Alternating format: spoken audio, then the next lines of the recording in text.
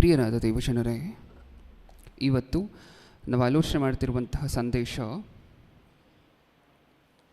ಬೆಳಿಗ್ಗೆನೇ ಎದ್ದು ಮೊಬೈಲಲ್ಲಿ ಸಾಕಷ್ಟು ಸ್ಟೇಟಸ್ಗಳನ್ನು ನೋಡಿರ್ಬೇಕಲ್ವ ನೀವೀಗಾಗಲೇ. ಏನು ಡೇ ಇವತ್ತು? ಮದರ್ಸ್ ಡೇ, ಹೌದಾ? ಹ್ಯಾಪಿ ಮದರ್ಸ್ ಡೇ ಎಲ್ಲರಿಗೂ ಸಹ. ಇವತ್ತು ನಾವು ಆಲೋಚನೆ ಮಾಡ್ತಿರುವಂತಹ ಸಂದೇಶ ಬರ್ಕೊಳ್ಳುವಂಥವರು ಬರ್ಕೊಳ್ಳಿ, ಮದರ್ಸ್ ಡೇ ಮೆಸೇಜ್ 2026. ನಾವು ಇವತ್ತು ಆಲೋಚನೆ ಮಾಡ್ತಿರುವಂತಹ ಸಂದೇಶದ ಹೆಸರು ಮದರ್ಸ್ ಡೇ ಮೆಸೇಜೇ. ಯಾಕಂದರೆ ಪ್ರಪಂಚ ಒಂದು ದಿನವನ್ನು ಪ್ರತ್ಯೇಕಿಸಿ ಇದು ಮದರ್ಸ್ ಡೇ ಅಂತ ಹೇಳಿದೆ ಅಂತ ಹೇಳಿದ್ರೆ ಪ್ರತಿಯೊಂದಕ್ಕೂ ಸತ್ಯವೇದ ಮುಂಚಿತವಾಗಿ ಸಾಕಷ್ಟು ಹೇಳಿರಬೇಕಲ್ವ, ಹೌದಲ್ವ? ಮದರ್ಸ್ ಡೇ ಅಂತ ಸಮಾಜ ಇವಾಗ ಹೇಳಿದೆ. ಯಾವಾಗಲೂ ಹೇಳಿದ್ರು ದೇವರು ನಿಮ್ಮ ತಾಯಂದಿರನ್ನು ಗೌರವಿಸಿ ಅಂತ. ಅದು ಪ್ರತಿದಿನ ಗೌರವಿಸಿ ಅಂತ, ವರ್ಷಕ್ಕೆ ಒಂದು ಸರಿ ಗೌರವಿಸಿ ಅಂತಲ್ಲ. ಅದೆಲ್ಲ ನಾವು ಕಳೆದ ವರ್ಷ ಮಾತಾಡ್ಕೊಂಡಿದ್ವಿ, ಹೌದಲ್ವ? ಮದರ್ಸ್ ಡೇ ಮೆಸೇಜಲ್ಲಿ ಕಳೆದ ವರ್ಷ ನಮ್ಮ ತಾಯಿಯಂದಿರು ನಮಗೋಸ್ಕರ ಏನೇನು ಕಷ್ಟಪಡ್ತಾರೆ, ಅವರ ಜೀವನದಲ್ಲಿ ಮಕ್ಕಳಿಗೋಸ್ಕರ ಏನೇನು ತ್ಯಾಗ ಮಾಡ್ತಾರೆ, ಅವರ ಗರ್ಭದಲ್ಲಿರಬೇಕಾದ್ರೆ ತಾಯಿಯ ತ್ಯಾಗ ಏನಿದೆ, ಮತ್ತು ಹೊರಗಡೆ ಬಂದ ನಂತರ ಮಕ್ಕಳನ್ನು ಸೇಫ್ ಗಾರ್ಡ್ ಮಾಡಲಿಕ್ಕೆ ಏನನ್ನೆಲ್ಲ ಮಾಡ್ತಾರೆ ತಾಯಿಯಂದಿರು, ಇದೆಲ್ಲವನ್ನೂ ಸಹ ಕಳೆದ ವರ್ಷ ಮಾತಾಡ್ಕೊಂಡಿದ್ದೀವಿ. ಹಾಗಿದ್ದರೆ ಈ ವರ್ಷ ಮದರ್ಸ್ ಡೇ ಮೆಸೇಜಲ್ಲಿ, ತಾಯಿಯಂದಿರ ದಿನಾಚರಣೆಯ ಈ ಮೆಸೇಜಲ್ಲಿ ಹೊಸದಾಗಿ ಏನು ಆಲೋಚನೆ ಮಾಡ್ತಿದ್ದೀವಿ ಅಂತ ಹೇಳಿ ಕೇಳಿದ್ರೆ, ಇಲ್ಲಿರುವಂತಹ ಎಲ್ಲ ತಾಯಂದಿರೂ ಸಹ ನಿಮ್ಮ ಮಕ್ಕಳಿಗೋಸ್ಕರ ನೀವು ಮಾಡ್ತಿರುವಂತಹ ತ್ಯಾಗ ತುಂಬ ದೊಡ್ಡದ್ದು, ನೀವು ಅವ್ರು ನೋಡ್ಕೊಳ್ತಿರುವಂತಹ ರೀತಿ ದೊಡ್ಡದ್ದು, ದೇವರು ನಿಮ್ಗೆ ಭಾಗ್ಯ ಕೊಟ್ಟಿರೋದಕ್ಕೆ, ಹೌದಲ್ವ? ನೀವೆಲ್ಲರೂ ಸಹ ಅದನ್ನು ಚೆನ್ನಾಗಿ ಮಾಡಿಕೊಂಡು ಆ ಬಾಧ್ಯತೆಯನ್ನು ಚೆನ್ನಾಗಿ ನಿಭಾಯಿಸ್ಕೊಂಡು ಹೋಗ್ತಿದ್ದೀರಾ ಅಂತ ಹೇಳಿ ನಮ್ಮೆಲ್ಲರಿಗೂ ಗೊತ್ತು. ಆದರೂ ಇವತ್ತು ಎಲ್ಲ ತಾಯಂದಿರು ತಮಗೆ ತಾವೇ ಒಂದು ಪ್ರಶ್ನೆಯನ್ನು ಹಾಕ್ಕೊಂಡ್ರೆ, ಒಂದು ವೇಳೆ ದೇವರು ಒಂದು ಪ್ರಶ್ನೆ ಕೇಳ್ತಿದ್ದಾರೆ ಅಂತ ಅಂದ್ಕೊಳ್ಳಿ. ಏನಂತ? ಓಕೆ, ದೇವರು ಸ್ಕೋರ್ ಮಾಡ್ತಿದ್ದಾರೆ ಅಂತ ಅಂದ್ಕೊಳ್ಳಿ. ಪ್ರತಿ ತಾಯಂದಿರಿಗೂ ದೇವರು ಒಂದು ಸ್ಕೋರ್ ಹಾಕ್ತಿದ್ದಾರೆ ಅಂತ ಅಂದ್ಕೊಳ್ಳಿ. ತಾಯಿಯಾಗಿ 100 ಮಾರ್ಕ್ಸಲ್ಲಿ ನಿನಗೆಷ್ಟು ಕೊಡಲಿ ಅಂತ ಹೇಳಿ ದೇವರು ನಿಮ್ಮನ್ನು ಕೇಳ್ತಿದ್ದಾರೆ ಅಂತ ಅಂದ್ಕೊಳ್ಳಿ ಸ್ವಲ್ಪ ಹೊತ್ತು. ಈಗ ನೀವು ಹೇಳಿ, ನಿಮ್ಮಲ್ಲಿ ನೀವು ಮಾಡ್ತಿರುವಂತಹದ್ದು ಈಗಾಗಲೇ ತುಂಬ ದೊಡ್ಡ ಕೆಲಸ, ನೀವು ತಾಯಂದಿರಾಗಿ ನಿಮ್ಮ ಮಕ್ಕಳನ್ನು ಪೋಷಿಸ್ತಿರುವಂತಹದ್ದು ಉನ್ನತವಾಗಿರುವಂತಹದ್ದು, ಅದರ ಬಗ್ಗೆ ಡೌಟ್ ಇಲ್ಲ. ಆದರೆ ದೇವರ ಆಸ್ಪೆಕ್ಟಲ್ಲಿ ಯೋಚನೆ ಮಾಡಿ ನೋಡೋಣ, ಇನ್ನೂ ಏನಾದರೂ ಇದೆಯಾ ತಾಯಂದಿರು ಸತ್ಯವೇದದ ಪ್ರಕಾರ ಮಾಡಲೇಬೇಕಾಗಿರುವಂತಹದ್ದು ಅಂತ ಹೇಳಿ ಆಲೋಚನೆ ಮಾಡಿ ನೋಡೋಣ. ಓಕೆ, ಒಂದು ವೇಳೆ ದೇವರು 100 ಮಾರ್ಕ್ಸ್, ನೀನು ತಾಯಿ ಆಗಿರೋದಕ್ಕೆ 100 ಮಾರ್ಕ್ಸ್ ಅಲೋಕೇಟ್ ಮಾಡಿದ್ದೀನಿ, ಈ 100 ಮಾರ್ಕ್ಸಲ್ಲಿ 100 ಬರುತ್ತೆ, ನನಗೆ 100 ಬರುತ್ತೆ, ತಾಯಿಯಾಗಿ ನಾನು 100 ಮಾರ್ಕ್ಸು ತೊಗೊತೀನಿ, ಫುಲ್ ಮಾರ್ಕ್ಸ್ ತೊಗೊಳ್ತೀನಿ ದೇವ್ರ ಹತ್ರ ಅನ್ನುವಂಥವ್ರು ಕೈ ಎತ್ತಿ. ಒಂದು ತಾಯಿಯಾಗಿ 100ಗೆ 100 ಮಾರ್ಕ್ಸು ತೊಗೊಳ್ತೀನಿ, ಹೌದಲ್ವ? ಯಾಕೆಂದರೆ ನೀವೆಲ್ಲರೂ ಮಾಡ್ತಿರುವಂತಹದ್ದು ನಮ್ಮ ದೃಷ್ಟಿಯಲ್ಲಿ, ಮನುಷ್ಯರ ದೃಷ್ಟಿಯಲ್ಲಿ ಶ್ರೇಷ್ಠವಾಗಿರುವಂತಹದ್ದು, ನಿಮ್ಮ ತ್ಯಾಗ ತುಂಬ ದೊಡ್ಡದ್ದು. ಆದರೆ ಸತ್ಯವೇದದಲ್ಲಿ ನಾವು ಪ್ರಪಂಚದಲ್ಲಿ ಇಲ್ಲಿ ನೋಡುವಂತಹ ತಾಯಂದಿರಿಗಿಂತ ಇನ್ನೂ ಉತ್ತಮವಾಗಿರುವಂತಹ ತಾಯಂದಿರು ಕಾಣಿಸ್ತಾರೆ, ಹೌದಾ? ಅವರ ಜೀವನವನ್ನು ನೋಡಿ ಏನಾದರೂ ಕಲೀಲಿಕ್ಕಾಗುತ್ತಾ ಅಂತ ಯೋಚನೆ ಮಾಡಿ ನೋಡೋಣ. ಓಕೆ, ಸಾಕಷ್ಟು ಜನರಿಗೆ ಹೊಸದಾಗಿ ಯಾರಾದರೂ ಪ್ರಪ್ರಥಮ ಬಾರಿಗೆ ಲೈವನ್ನು ನೋಡ್ತಿದ್ದಾರೆ ಅಥವಾ ಪ್ರಸಂಗವನ್ನು ಕೇಳ್ತಿದ್ರೆ ಅವ್ರಿಗೊಂದು ಡೌಟ್ ಇರುತ್ತೆ. ಏನು, ಬ್ರದರ್, ನಮ್ಮ ಮಕ್ಕಳಿಗೋಸ್ಕರ ನಾನು ಅಷ್ಟೊಂದೆಲ್ಲ ಮಾಡಿದೆ, ಚಿಕ್ಕ ವಯಸ್ಸಿನಿಂದ ಏನೇನು ತ್ಯಾಗ ಮಾಡಿದ್ದೀನಿ ಗೊತ್ತಾ? ನಿದ್ರೆ ತ್ಯಾಗ ಮಾಡಿದೆ, ಆಹಾರ ತ್ಯಾಗ ಮಾಡಿದೆ, ಅವರನ್ನು ದೊಡ್ಡವರನ್ನಾಗಿ ಮಾಡಲಿಕ್ಕೆ ಕಷ್ಟಪಟ್ಟೆ, ದುಡಿದೆ, ಉಪವಾಸ ಇದ್ದಿದ್ದು ಎಷ್ಟೋ ದಿನ ಇತ್ತು, ಬೇರೆ ಮನೆ ಕೆಲಸಗಳು ಮಾಡಿದ್ದು ಎಷ್ಟೋ ದಿನ ಇತ್ತು. ಇಷ್ಟೆಲ್ಲ ಮಾಡಿದ್ರು 100ಕ್ಕೆ 100 ಮಾರ್ಕ್ಸ್ ಕೊಡೋದಿಲ್ವ ದೇವರು? ನೀವು ಹೇಳಿ. ಇಷ್ಟೆಲ್ಲ ಮಾಡಿ ಮಕ್ಕಳನ್ನು ದೊಡ್ಡವರನ್ನು ಮಾಡಿದ್ರೂ ಸಹ 100ಗೆ 100 ಮಾರ್ಕ್ಸ್ ಕೊಡೋದಿಲ್ವ ದೇವರು? ಯಾಕೆ ಕೊಡೋದಿಲ್ಲ? ಮನುಷ್ಯರಾಗಿ ನಾವು 100 ಕೊಡ್ತಿದ್ದೀವಿ. ಮನುಷ್ಯರಾಗಿ ಒಂದು ತಾಯಿಗೆ ಮಗನಾಗಿ ಪ್ರತಿಯೊಬ್ಬೊಬ್ಬರೂ ಸಹ ತಮ್ಮ ಮಕ್ಕಳು ತಮ್ಮ ತಾಯಂದಿರಿಗೆ 100 ಮಾರ್ಕ್ಸ್ ಕೊಡ್ತಾರೆ. ಆದರೆ ದೇವರು ಇಷ್ಟು ಮಾಡಿದ್ರೂ ಸಹ ಅವರನ್ನು ದೊಡ್ಡವ್ರು ಮಾಡಿ ನೋಡಿಕೊಂಡು, ಏನೂ ಆಗದಂತೆ, ಎಲ್ಲೂ ತಗಲದಂತೆ, ಯಾವ ಅಪಾಯನೂ ಆಗದಂತೆ, ಯಾವ ಹಾನಿಯೂ ಆಗದಂತೆ, ಅವರ ಜೀವನದುದ್ದಕ್ಕೂ ಅವರ ರಕ್ಷಣೆ ಮಾಡಿ. ನಿಮಗೆ ಗೊತ್ತು, ಚಿಕ್ಕ ವಯಸ್ಸಲ್ಲಿ ಎಷ್ಟು ಪಂಚಾಯಿತಿಗಳನ್ನು ಮಾಡ್ತಿರ್ತಾರೆ ಚಿಕ್ಕ ಮಕ್ಕಳು ಅಂತ ಹೇಳಿ, ಗೊತ್ತಲ್ವ? ಇಷ್ಟ ಬಂದಿರುವಂಥ ಕಡೆ ಓಡ್ತಿರ್ತಾರೆ, ಇಷ್ಟ ಬಂದಿರುವಂತಹದನ್ನು ತೊಗೊಳ್ತಿರ್ತಾರೆ, ಚಾಕು ಅಂತಲೂ ನೋಡಲ್ಲ ತೊಗೊಳ್ತಿರ್ತಾರೆ ಕೈಯಲ್ಲಿ. ನೀವು ಪ್ರತಿ ಸರಿನೂ ಪ್ರತಿ ನಿಮಿಷವೂ ಸಹ ಅವ್ರಿಗೆ ಜೋಪಾನ ಮಾಡಬೇಕಾ? ಪ್ರತಿ ನಿಮಿಷವೂ ಜೋಪಾನ ಮಾಡಬೇಕಾ?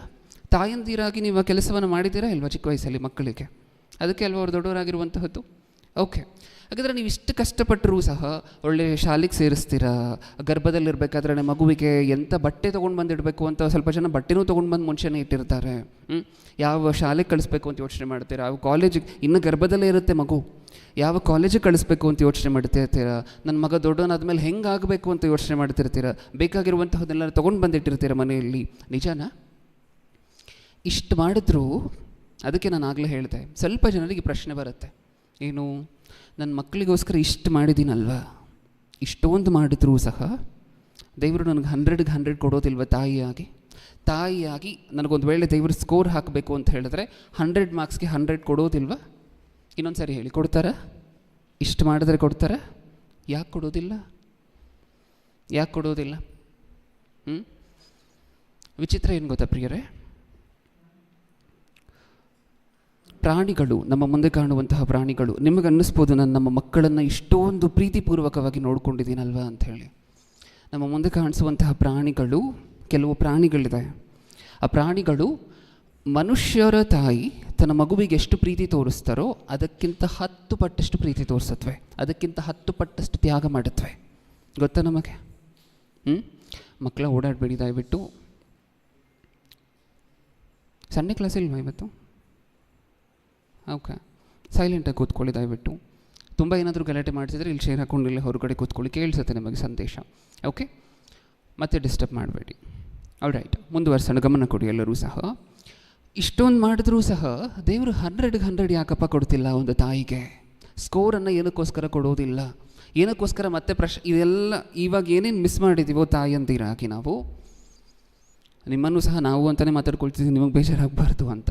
ಓಕೆ, ಏನೇನು ಮಿಸ್ ಮಾಡಿದ್ದೀವೋ ಅದೆಲ್ಲದಕ್ಕೂ ಪ್ರಶ್ನೆಗಳು ಖಂಡಿತವಾಗ್ಲೂ ಇರುತ್ತೆ ದೇವ್ರ ಕಡೆಯಿಂದ.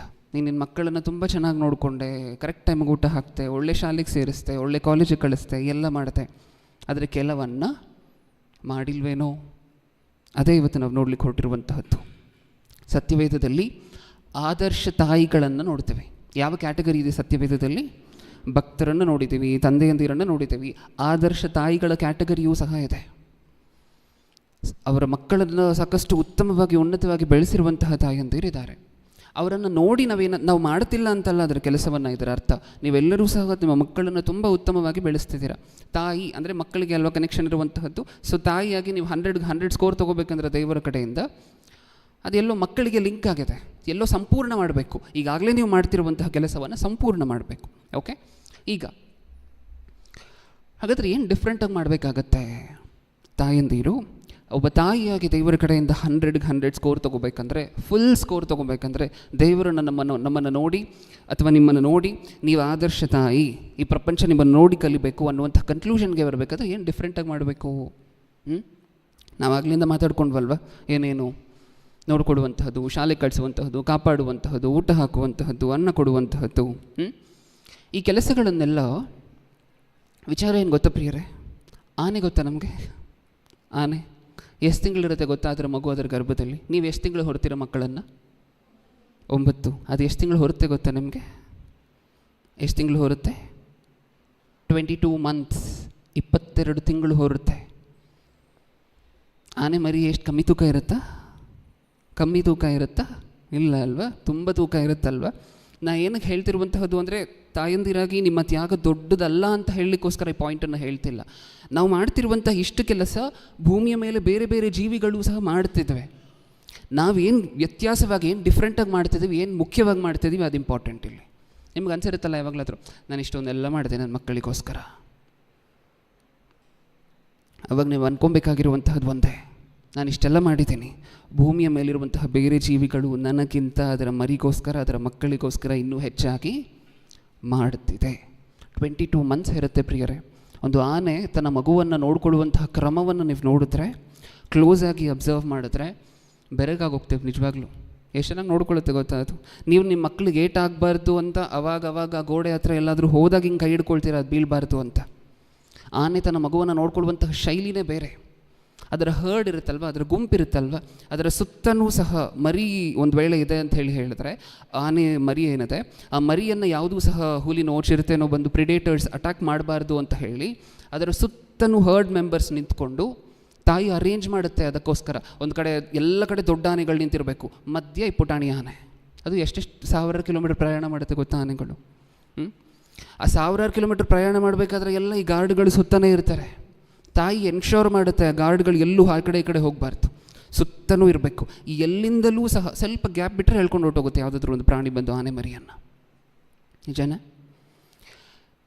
ಆ ಎಳೆ ವಯಸ್ಸಿನಿಂದ ಆನೆ ಮರಿಗೆ ರೂಟ್ ನೋಡ್ಕೊಂಡು ಹೋಗುವಂತಹದ್ದಾಗಿರ್ಬೋದು. ಆನೆಗಿರುವಂತಹ ದೊಡ್ಡ ಬಲ ಏನು ಅಂತ ಹೇಳಿದ್ರೆ ಏನು, ತಾನು ಹೋದಂತಹ ದಾರಿಯನ್ನು ಯಾವತ್ತೂ ಸಹ ಅದು ಮರೆಯೋದಿಲ್ಲ.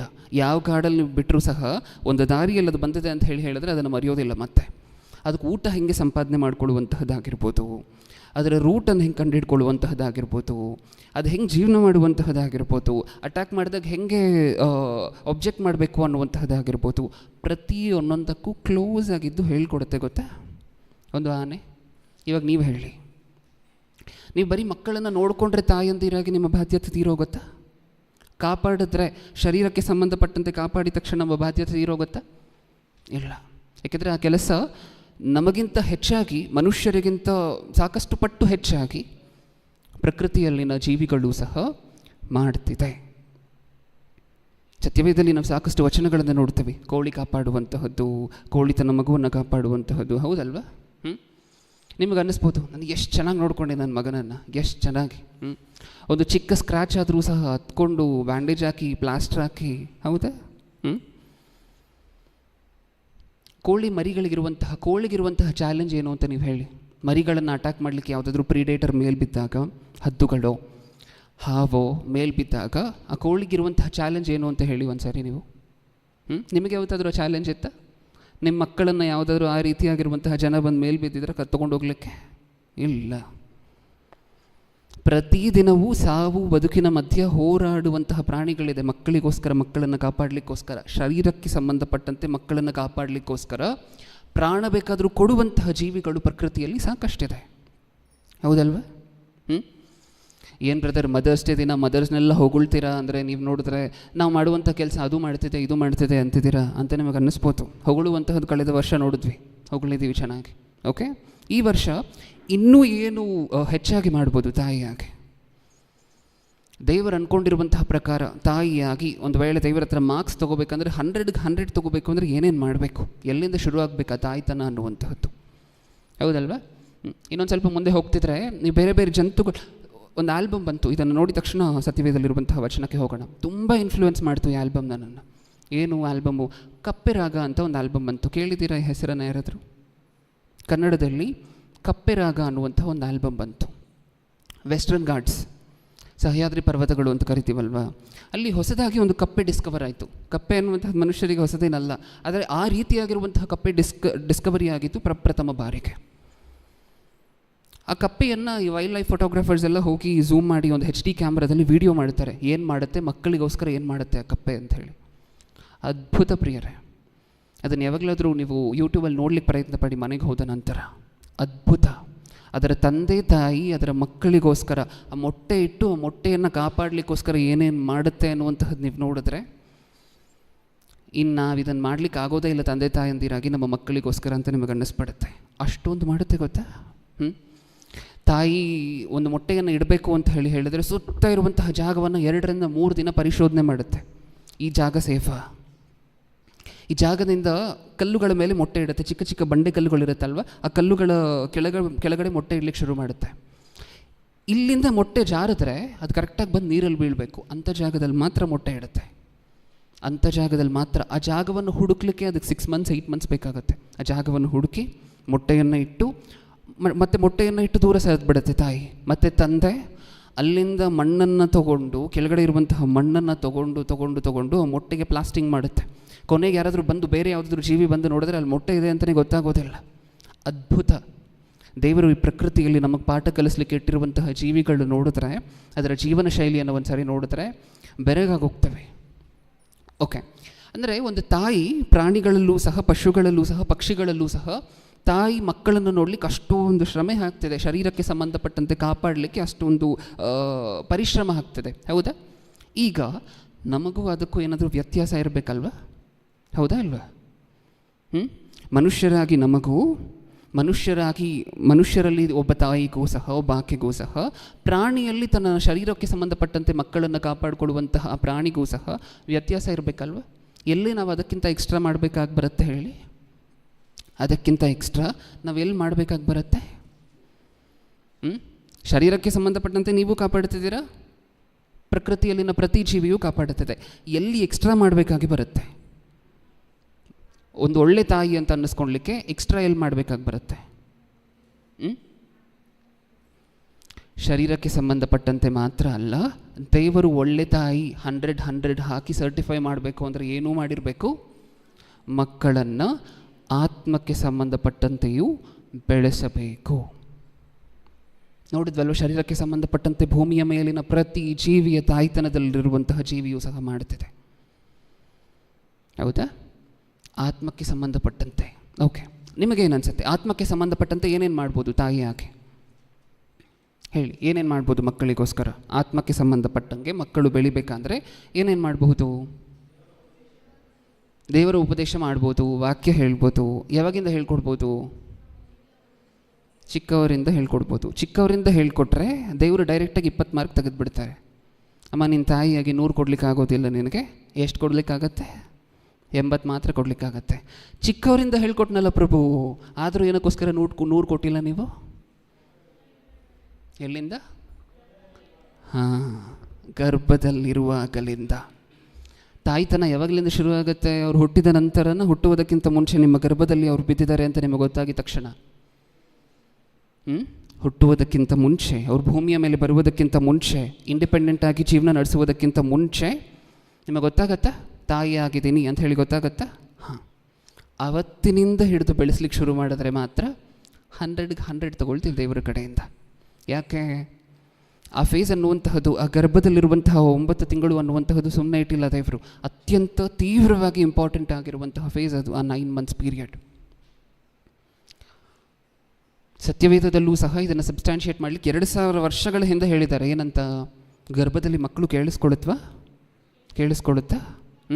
ನೀವೇನೇನು ಹೇಳ್ತಿದ್ದೀರಾ ಅಂತ ಹೇಳಿ ಆಲಿಸುತ್ತಾ? ದೀಕ್ಷಿತ್ ವಿಡಿಯೋ ಒಂದು, ಇಮೇಜ್ ಒಂದು ಕಳಿಸಿದೆ, ರೆಡಿ ಮಾಡ್ಕೊ. ಆಗಿದೆಯಾ? Okay, perfect. ನೀವೇನೇನು ಹೇಳ್ತಿದ್ದೀರಾ ಅನ್ನುವಂಥಕ್ಕೆ ಕಿವಿ ಕೊಡುತ್ತೆ. ವಿಚಿತ್ರ ಏನು ಅಂದರೆ, ಯಾವ ಕಡೆಯಿಂದ ಸೌಂಡ್ ಬರುತ್ತದೆ ಆ ಕಡೆ ಮಗು ಟರ್ನ್ ಆಗುತ್ತೆ, ಗೊತ್ತಾ?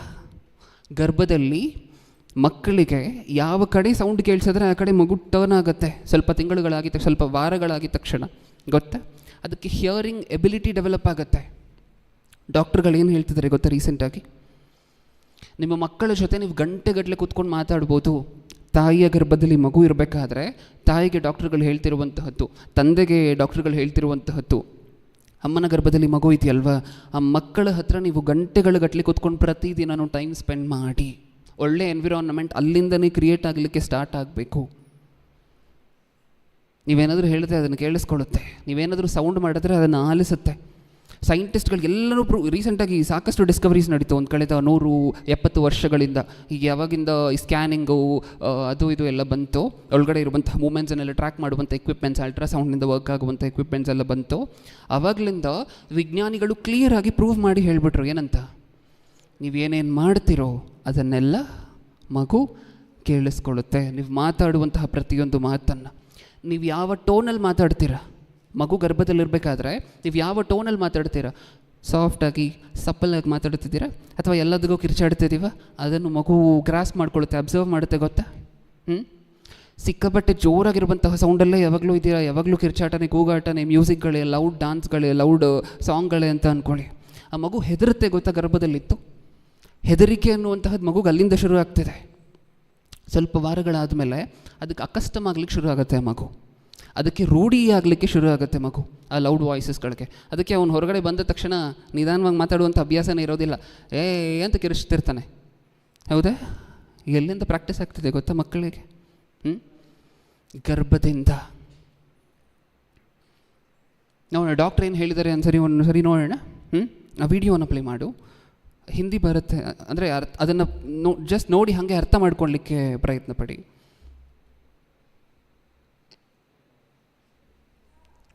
ಓಕೆ, ಆನ್ ಆದಮೇಲೆ ಹೇಳಿ ನನಗೊಂದು ಸಾರಿ.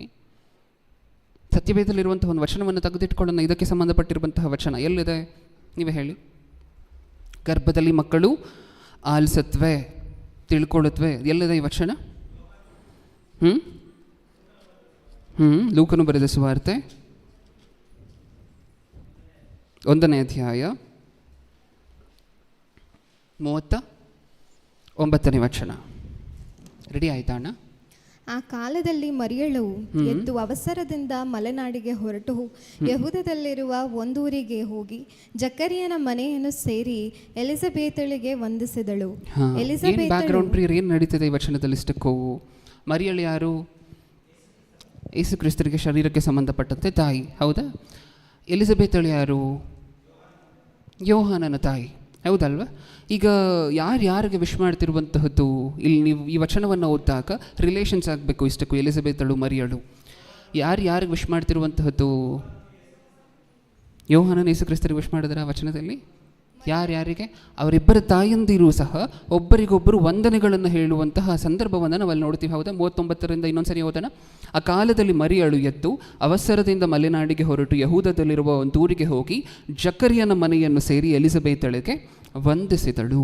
ಅಂದರೆ ಡಿಸ್ಕಷನ್ ನಡೀತಿರುವಂತಹದ್ದು ಯಾರ್ಯಾರ ಮಧ್ಯ? ಇಬ್ಬರು ತಾಯಂದಿರ ಮಧ್ಯ, ಹೌದಾ? ಈಗ ಗರ್ಭದಲ್ಲಿರುವಂತಹ ಮಕ್ಕಳಿಗೆ ಯಾವ ರೀತಿಯಾಗಿರುವಂಥ ಫಿಸಿಕಲ್ ಕನೆಕ್ಷನ್ ಇದೆಯಾ? ಫಿಸಿಕಲ್ ಕನೆಕ್ಷನ್ ಇದೆಯಾ? ಭೌತಿಕವಾಗಿರುವಂಥ ಒಬ್ರು ಕೈ ಒಬ್ರು ಹಿಡ್ಕೊಂಡಿದ್ದಾರೆ, ಈ ಮಗು ಕೈ ಆ ಮಗು ಕೈ ಈ ಮಗು ಏನಾದರೂ ಹಿಡ್ಕೊಂಡಿದೆಯಾ? ಇಲ್ಲ. ಹೋಗ್ಲಿ, ಇವರು ಕಾಣಿಸುತ್ತಾ? ಹೊರಗಡೆ ಏನು ನಡೀತಿದೆ ಅಂತ ಹೇಳಿ ಕಾಣಿಸುತ್ತಾ? ಕಾಣಿಸೋದಿಲ್ಲ. ಈ ಮಗು ಆ ಮಗುನ ಮುಟ್ತಿಲ್ಲ, ಆ ಮಗು ಈ ಮಗುನ ಮುಟ್ತಿಲ್ಲ. ಈ ಮಗು ಆ ಮಗುನ ನೋಡ್ತಿಲ್ಲ, ಆ ಮಗು ಈ ಮಗುನ ನೋಡ್ತಿಲ್ಲ, ಹೌದಾ? ಇಬ್ಬರು ಮಾತಾಡ್ಕೊತಾನೂ ಇಲ್ಲ, ಈ ಮಗು ಆ ಮಗು ಜೊತೆ ಮಾತಾಡ್ಕೊತಾನೂ ಇಲ್ಲ. ಇದೆ ಅಲ್ವ ಪರಿಸ್ಥಿತಿ? ಫಿಸಿಕಲ್ ಕನೆಕ್ಷನ್ನೇ ಇಲ್ಲದೆ ಇರುವಂಥ ಈ ಸಂದರ್ಭದಲ್ಲಿ ಇಲ್ಲಿ ಎಲ್ಲರೂ ಬೆರಗಾಗುವಂಥ ಒಂದು ವಿಚಾರ ನಡೆಯುತ್ತೆ. ಈ ವಚನವನ್ನು ಸಾಕಷ್ಟು ಸರಿ ಓದಿರೋದ್ರಿಂದ ನಮಗೆ ಬೆರಗಾಗದೇ ಇರ್ಬೋದು, ನಾವು ಆಶ್ಚರ್ಯಚಕಿತರಾಗದೇ ಇರ್ಬೋದು. ಇದನ್ನು ಇನ್ನೊಂದು ಸರಿ ಓದೋಣ. ಮುಂದೆ ಹಾಗೆ ಓದಿ 41ರಿಂದ. ಎಲಿಜಬೇತಳು ಮರಿಯಳ ವಂದನೆಯನ್ನು ಕೇಳುತ್ತಲೇ ಆಕೆಯ ಗರ್ಭದಲ್ಲಿದ್ದ ಕೂಸು ಹಾರಾಡಿತು. ಎಲಿಜಬೇತಳ ಗರ್ಭದಲ್ಲಿದ್ದಂತಹ ಯೋಹಾನನು ಹಾರಾಡುತ್ತಿದ್ದನಂತೆ. ಯಾವ ವಾಯ್ಸನ್ನು ಕೇಳಿದ ತಕ್ಷಣ? ಮರಿಯಳ ವಂದನೆಯನ್ನು ಕೇಳಿದ ತಕ್ಷಣ. ಇಷ್ಟಕ್ಕೂ ಈ ತಾಯಿ ಬೇರೆ ಎಲ್ಲರನ್ನೂ ಮೀಟ್ ಮಾಡಿರ್ತಾರ ಇಲ್ಲ? ಈ ಮುಂಚೆ ಬೇರೆ ಮನುಷ್ಯರನ್ನು ಮೀಟ್ ಮಾಡಿರ್ತಾರ? ಆವಾಗಲೂ ಇದೇ ಥರ ಹಾರಾಡಿದರೆ ಮತ್ತೆ ಇದನ್ನು ಬರೆಸ್ತಿದ್ರೆ ಸ್ಪೆಸಿಫಿಕ್ ಆಗಿ ಹಾರಾಡಿತು ಆ ಧ್ವನಿಯನ್ನು ಕೇಳಿದ ತಕ್ಷಣ ಅಂತ? ಇಲ್ಲ. ವಿಚಿತ್ರ ಅಲ್ವಾ? ಆ ಮಗು ನೋಡ್ತಿಲ್ಲ, ಮಗು ಮುಟ್ತಿಲ್ಲ, ಮಗು ಇನ್ನೊಂದು ಮಗುವನ್ನು ನೋಡ್ತಿಲ್ಲ, ಅಥವಾ ಮರಿಯಳು ಸಹ ಕಣ್ಣು ಕಾಣಿಸ್ತಿಲ್ಲ ಮಗುವಿಗೆ. ಆದರೆ ಆ ಧ್ವನಿ ಕೇಳಿಸಿದ ತಕ್ಷಣ ಹೊಟ್ಟೆಲಿರುವಂತಹ ಗರ್ಭದಲ್ಲಿರುವಂತಹ ಈ ಮಗು ಕುಣಿದಾಡುತ್ತದೆ, ಹಾರಾಡುತ್ತದೆ. ಅಂದರೆ ಒಳಗಡೆ ಇರುವಂತಹ ಮಗುವಿಗೆ ಏನಾಗುತ್ತೆ ಅಂತ ಹೇಳಿ ಅರ್ಥ ಆಗ್ತಿದೆ ನಮಗೆ. ಧ್ವನಿ ಕ್ಯಾಪ್ಚರ್ ಮಾಡ್ಕೊಳ್ಳಿಕ್ಕೆ ಶುರು ಮಾಡುತ್ತವೆ. ಚಿಕ್ಕ ವಯಸ್ಸಿನಲ್ಲಿರಬೇಕಾದ್ರೆ, ಗರ್ಭದಲ್ಲಿರಬೇಕಾದ್ರೆ ಕೂಸು ಧ್ವನಿಯನ್ನು ಕ್ಯಾಪ್ಚರ್ ಮಾಡಿಕೊಳ್ಳುವಂತಹದ್ದು ಮಾತ್ರ ಅಲ್ಲ, ಅದಕ್ಕೆ ಎಮೋಷನ್ಸ್ ಇದೆ ಒಳಗಡೆನೆ. ಒಂದು ಸಂತೋಷವಾಗಿರುವಂತಹ ಪರಿಸ್ಥಿತಿ ಹೊರಗಡೆ ಏರ್ಪಟ್ಟರೆ ಒಳಗಡೆ ಇರುವಂತಹ ಮಗು ಏನು ಮಾಡುತ್ತೆ? ಹಾರಾಡುತ್ತೆ, ಕುಣಿದಾಡುತ್ತೆ, ಹೌದಾ? ನಮಗದು ಗೊತ್ತಿಲ್ಲದೆ ಹೇಳಿ ಹೊಟ್ಟೆ ಮೇಲೆ ಕೈ ಇಡು, ಒದೀತಾ, ಹೌದಾ? ಅದು ಸಿಚುವೇಶನ್ಗೆ ಸಂಬಂಧಪಟ್ಟಂತೆ ರಿಯಾಕ್ಟ್ ಮಾಡುತ್ತೆ ಮಗು. ಒಳಗಡೆ ಇರುವಂತಹ ಮಗು ಅದಕ್ಕೆ ಹೊರಗಡೆ ಅದಕ್ಕೆ ಅನುಕೂಲಿಸುವಂತಹ ಸಂದರ್ಭಗಳು ಏರ್ಪಟ್ಟಾಗ ಒಳಗಡೆ ಇರುವಂತಹ ಮಗು ಕುಣಿದಾಡುತ್ತೆ. ಹೊರಗಡೆ ಅದಕ್ಕೆ ಪ್ರತಿಕೂಲಿಸುವಂಥ ಸಂದರ್ಭಗಳು ಏರ್ಪಟ್ಟಾಗ ಒಳಗಡೆ ಇರುವಂತಹ ಮಗು ಬಾಧೆ ಪಡುತ್ತೆ, ಭಯ ಪಡುತ್ತೆ, ಹೆದರುತ್ತೆ. ವಿಚಿತ್ರ ಏನು ಗೊತ್ತಾ? ಅದಕ್ಕೆ 20 ವಾರಗಳು ಕಳೆದ ತಕ್ಷಣ ನಾಯಿಗಳು ಬೊಗಳುವಂತಹದೆಲ್ಲ ಕೇಳಿಸ್ಲಿಕ್ಕೆ ಶುರು ಆಗುತ್ತೆ ಮಗುವಿಗೆ. ಡಾಕ್ಟರ್ಗಳು ಅದನ್ನು ರಿಸರ್ಚ್ ಮಾಡಿದ್ರು. ಒಂದು ನಾಯಿ ಬೊಗಳ್ತಿರ್ಬೇಕಾದ್ರೆ ಈ ಮಗು ಇಲ್ಲಿ ಒಳಗಡೆ ಏನೇನೇನೋ ಅಲ್ಲಕಲ್ಲೋಲವಾಗ್ತಿದೆಯಂತೆ. ಲೌಡ್ ನಾಯ್ಸಸ್, ದೊಡ್ಡ ನಾಯ್ಸ್ಗಳು ಅದಕ್ಕಾಗ್ತಿಲ್ಲ. ಅಂದರೆ ಏನು ಇಷ್ಟ ಇದಕ್ಕೆ? ಅದಕ್ಕೆ ಅನುಕೂಲಿಸುವಂತಹ ಸಂದರ್ಭಗಳು, ಈ ರೀತಿಯಾಗಿರುವಂತಹ ಒಳ್ಳೆಯ ಸಂದರ್ಭಗಳು ನಡಿಬೇಕು. ಏನು? ಇಬ್ಬರು ಭಕ್ತರು ಮೀಟ್ ಮಾಡಿಕೊಂಡ್ರೆ ಗರ್ಭದಲ್ಲಿರುವಂತಹ ಮಗು ಡಾನ್ಸ್ ಮಾಡ್ತದೆ, ಕುಣಿದಾಡ್ತದೆ, ಅದು ಪರಿಸ್ಥಿತಿ, ಹೌದಾ? ಒಂದು ಒಳ್ಳೆಯ ವಿಚಾರವನ್ನು ಆಕ್ಸೆಪ್ಟ್ ಮಾಡ್ಕೊಳ್ಳುವಂತಹದ್ದು ಚಿಕ್ಕ ಮಕ್ಕಳಿಗೆ ಆಗ್ಲಿಂದಲೇ ಗ್ರಹಿಕೆ ಶಕ್ತಿ ಇದೆ ಅಂತ ಹೇಳಿದ್ರೆ ನೀವು ದೇವ್ರ ಬಗ್ಗೆ ಯಾಕೆ ಹೇಳ್ಕೊಡ್ಬಾರ್ದು ಅಲ್ಲಿ? ಹೌದಾ ಇಲ್ವಾ? ಆ ಮಗುಗೆ ಕೇಳಿಸುತ್ತೆ ಗರ್ಭದಲ್ಲಿರಬೇಕಾದ್ರೆ ಅಂತ ಹೇಳಿದಾಗ ನೀವು ಗರ್ಭದಲ್ಲಿರಬೇಕಾದ್ರೆ ನೀವು ದೇವ್ರ ಬಗ್ಗೆ ಹೇಳ್ಕೊಡ್ಲಿಕ್ಕೆ ಶುರು ಮಾಡ್ಬೋದಲ್ಲ? ಒಳ್ಳೆ ಚಾನ್ಸ್ ಅಲ್ವಾ? 9 ತಿಂಗಳು ನೀವು ಯಾರನ್ನಾದರೂ ಬೇರೆಯವರನ್ನು ಕೂರಿಸ್ಕೊಂಡು ವಾಕ್ಯ ಹೇಳಬೇಕಾದ್ರೆ ಅಟ್ಲೀಸ್ಟ್ ಅವ್ರು ಆಕಳಿಕೆ ಮಾಡ್ಬೋದು, ನಿದ್ರೆ ಮಾಡ್ಬೋದು, ಏನೇನೋ ಮಾಡ್ಬೋದು, ಇಲ್ಲ ಬರ್ತೀನಂತ ಹೋಗ್ಬೋದು. ಆದರೆ ಮಗುಗೆ ನೀವು ಸುವಾರ್ತೆಯನ್ನು ಹೇಳ್ತಿರ್ಬೇಕಾದ್ರೆ, ದೇವರ ಬಗ್ಗೆ ಚಿಕ್ಕ ವಯಸ್ಸಿಂದಲೇ ಬುದ್ಧಿವಾದಗಳನ್ನು ಹೇಳ್ಕೊಡ್ಬೇಕಾದ್ರೆ, ಆ ಗರ್ಭದಲ್ಲಿರಬೇಕಾದ್ರೆ ಹೇಳ್ಕೊಡ್ಬೇಕಾದ್ರೆ ಆ ಮಗು ಕೇಳ್ತಾನೇ ಇರುತ್ತೆ, ಹೌದಾ? ನೋಡೋಣ ಡಾಕ್ಟ್ರ್ ಏನು ಹೇಳಿದ್ದಾರೆ ಅಂತ ಹೇಳಿ. ಬಂತಾ? ಓಕೆ, ಪ್ಲೇ ಮಾಡಿ.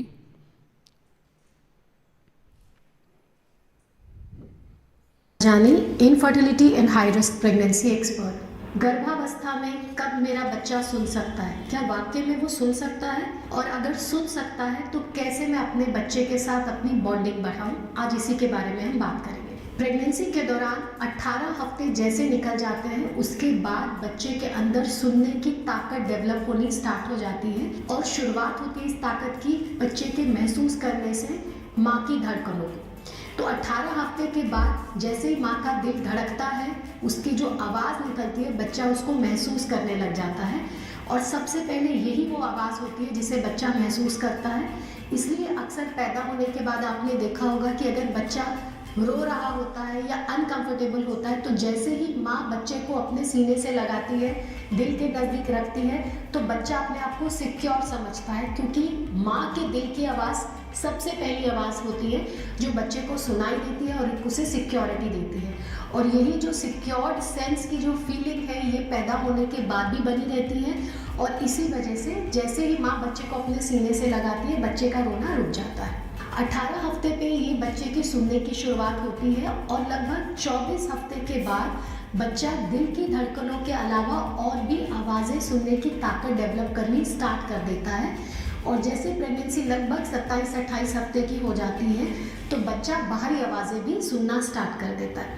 क्यों ऐसा होता है कि बच्चा सबसे पहले सिर्फ माँ की आवाज़ सुनता है? ऐसा इसलिए होता है कि पेट के अंदर में जो बच्चा है वो एक वाटर बैग, एक थैली जिसके अंदर पानी भरा हुआ है उसके अंदर में रहता है। तो ऑब्वियसली अगर पानी से किसी भी आवाज़ को जाना है तो वो आवाज़ ಓಕೆ ಏನರ್ಥ ಆಯಿತು ನಮಗೆ?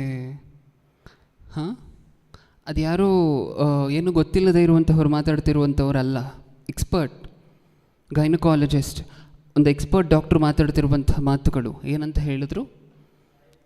ತಾಯಿ ಗರ್ಭದಲ್ಲಿ ಮಕ್ಕಳು ಕೇಳಿಸ್ಕೊಳ್ಳುತ್ತವೆ. ಪ್ರಪ್ರಥಮವಾಗಿ ಮನುಷ್ಯರಲ್ಲಿ ಯಾರ್ದಾದ್ರೂ ಧ್ವನಿಯನ್ನು ರೆಕಗ್ನೈಸ್ ಮಾಡುತ್ತೆ ಅಂತ ಹೇಳಿದ್ರೆ ಅದು ತಾಯಂದಿರಾಗಿರುವಂತಹ ನಿಮ್ಮದೇ. ಅದು ದೇವರು ನಿಮಗೆ ಕೊಟ್ಟಿರುವಂತಹ ದೊಡ್ಡ ಭಾಗ್ಯ. ಪ್ರಪ್ರಥಮವಾಗಿ ನಿಮ್ಮ ಮಗುವಿಗೆ ಗೊತ್ತಾಗುವಂತಹ ಫಸ್ಟ್ ವಾಯ್ಸ್, ಫಸ್ಟ್ ಅದು ರೆಕಗ್ನೈಸ್ ಮಾಡಲಿಕ್ಕೆ ಶುರು ಮಾಡುವಂತಹ ವಾಯ್ಸ್ ನಿಮ್ಮದೇ. ಹೌದಾ? ಇನ್ನು ತಾಯಂದಿರಾಗಿ ನೀವು ಯೋಚನೆ ಮಾಡಿ, ಅದು ಎಷ್ಟು ದೊಡ್ಡ ಭಾಗ್ಯ ಅನ್ನುವಂತಹದನ್ನು, ಎಷ್ಟು ದೊಡ್ಡ ಬಾಧ್ಯತೆಯನ್ನು ದೇವರು ನಿಮಗೆ ಕೊಟ್ಟಿದ್ದಾರೆ. ಹೌದಾ ಇಲ್ವಾ? ಯಾಕೆಂದರೆ ಅದು ರೆಕಗ್ನೈಸ್ ಮಾಡಲಿಕ್ಕೆ ಶುರು ಮಾಡುತ್ತೆ. ಯಾವಾಗಾದರೂ ನೀವು ಮಾತಾಡಿದ್ರೆ ಮಗುವಿನ ಜೊತೆ ಅದು ಸೇಫಾಗಿ ಫೀಲ್ ಆಗಲಿಕ್ಕೆ ಶುರು ಆಗುತ್ತೆ. ಒಳಗಡೆ ಅಪ್ಪ ನನಗಿನ್ನು ಯಾವ ಅಪಾಯನೂ ಇಲ್ಲ ಅನ್ನುವಂತಹ ಕನ್ಕ್ಲೂಷನ್ಗೆ ಬರಲಿಕ್ಕೆ ಶುರು ಆಗುತ್ತೆ ಮಗು ಗರ್ಭದಲ್ಲಿರಬೇಕಾದ್ರೆ. ಹೌದಾ?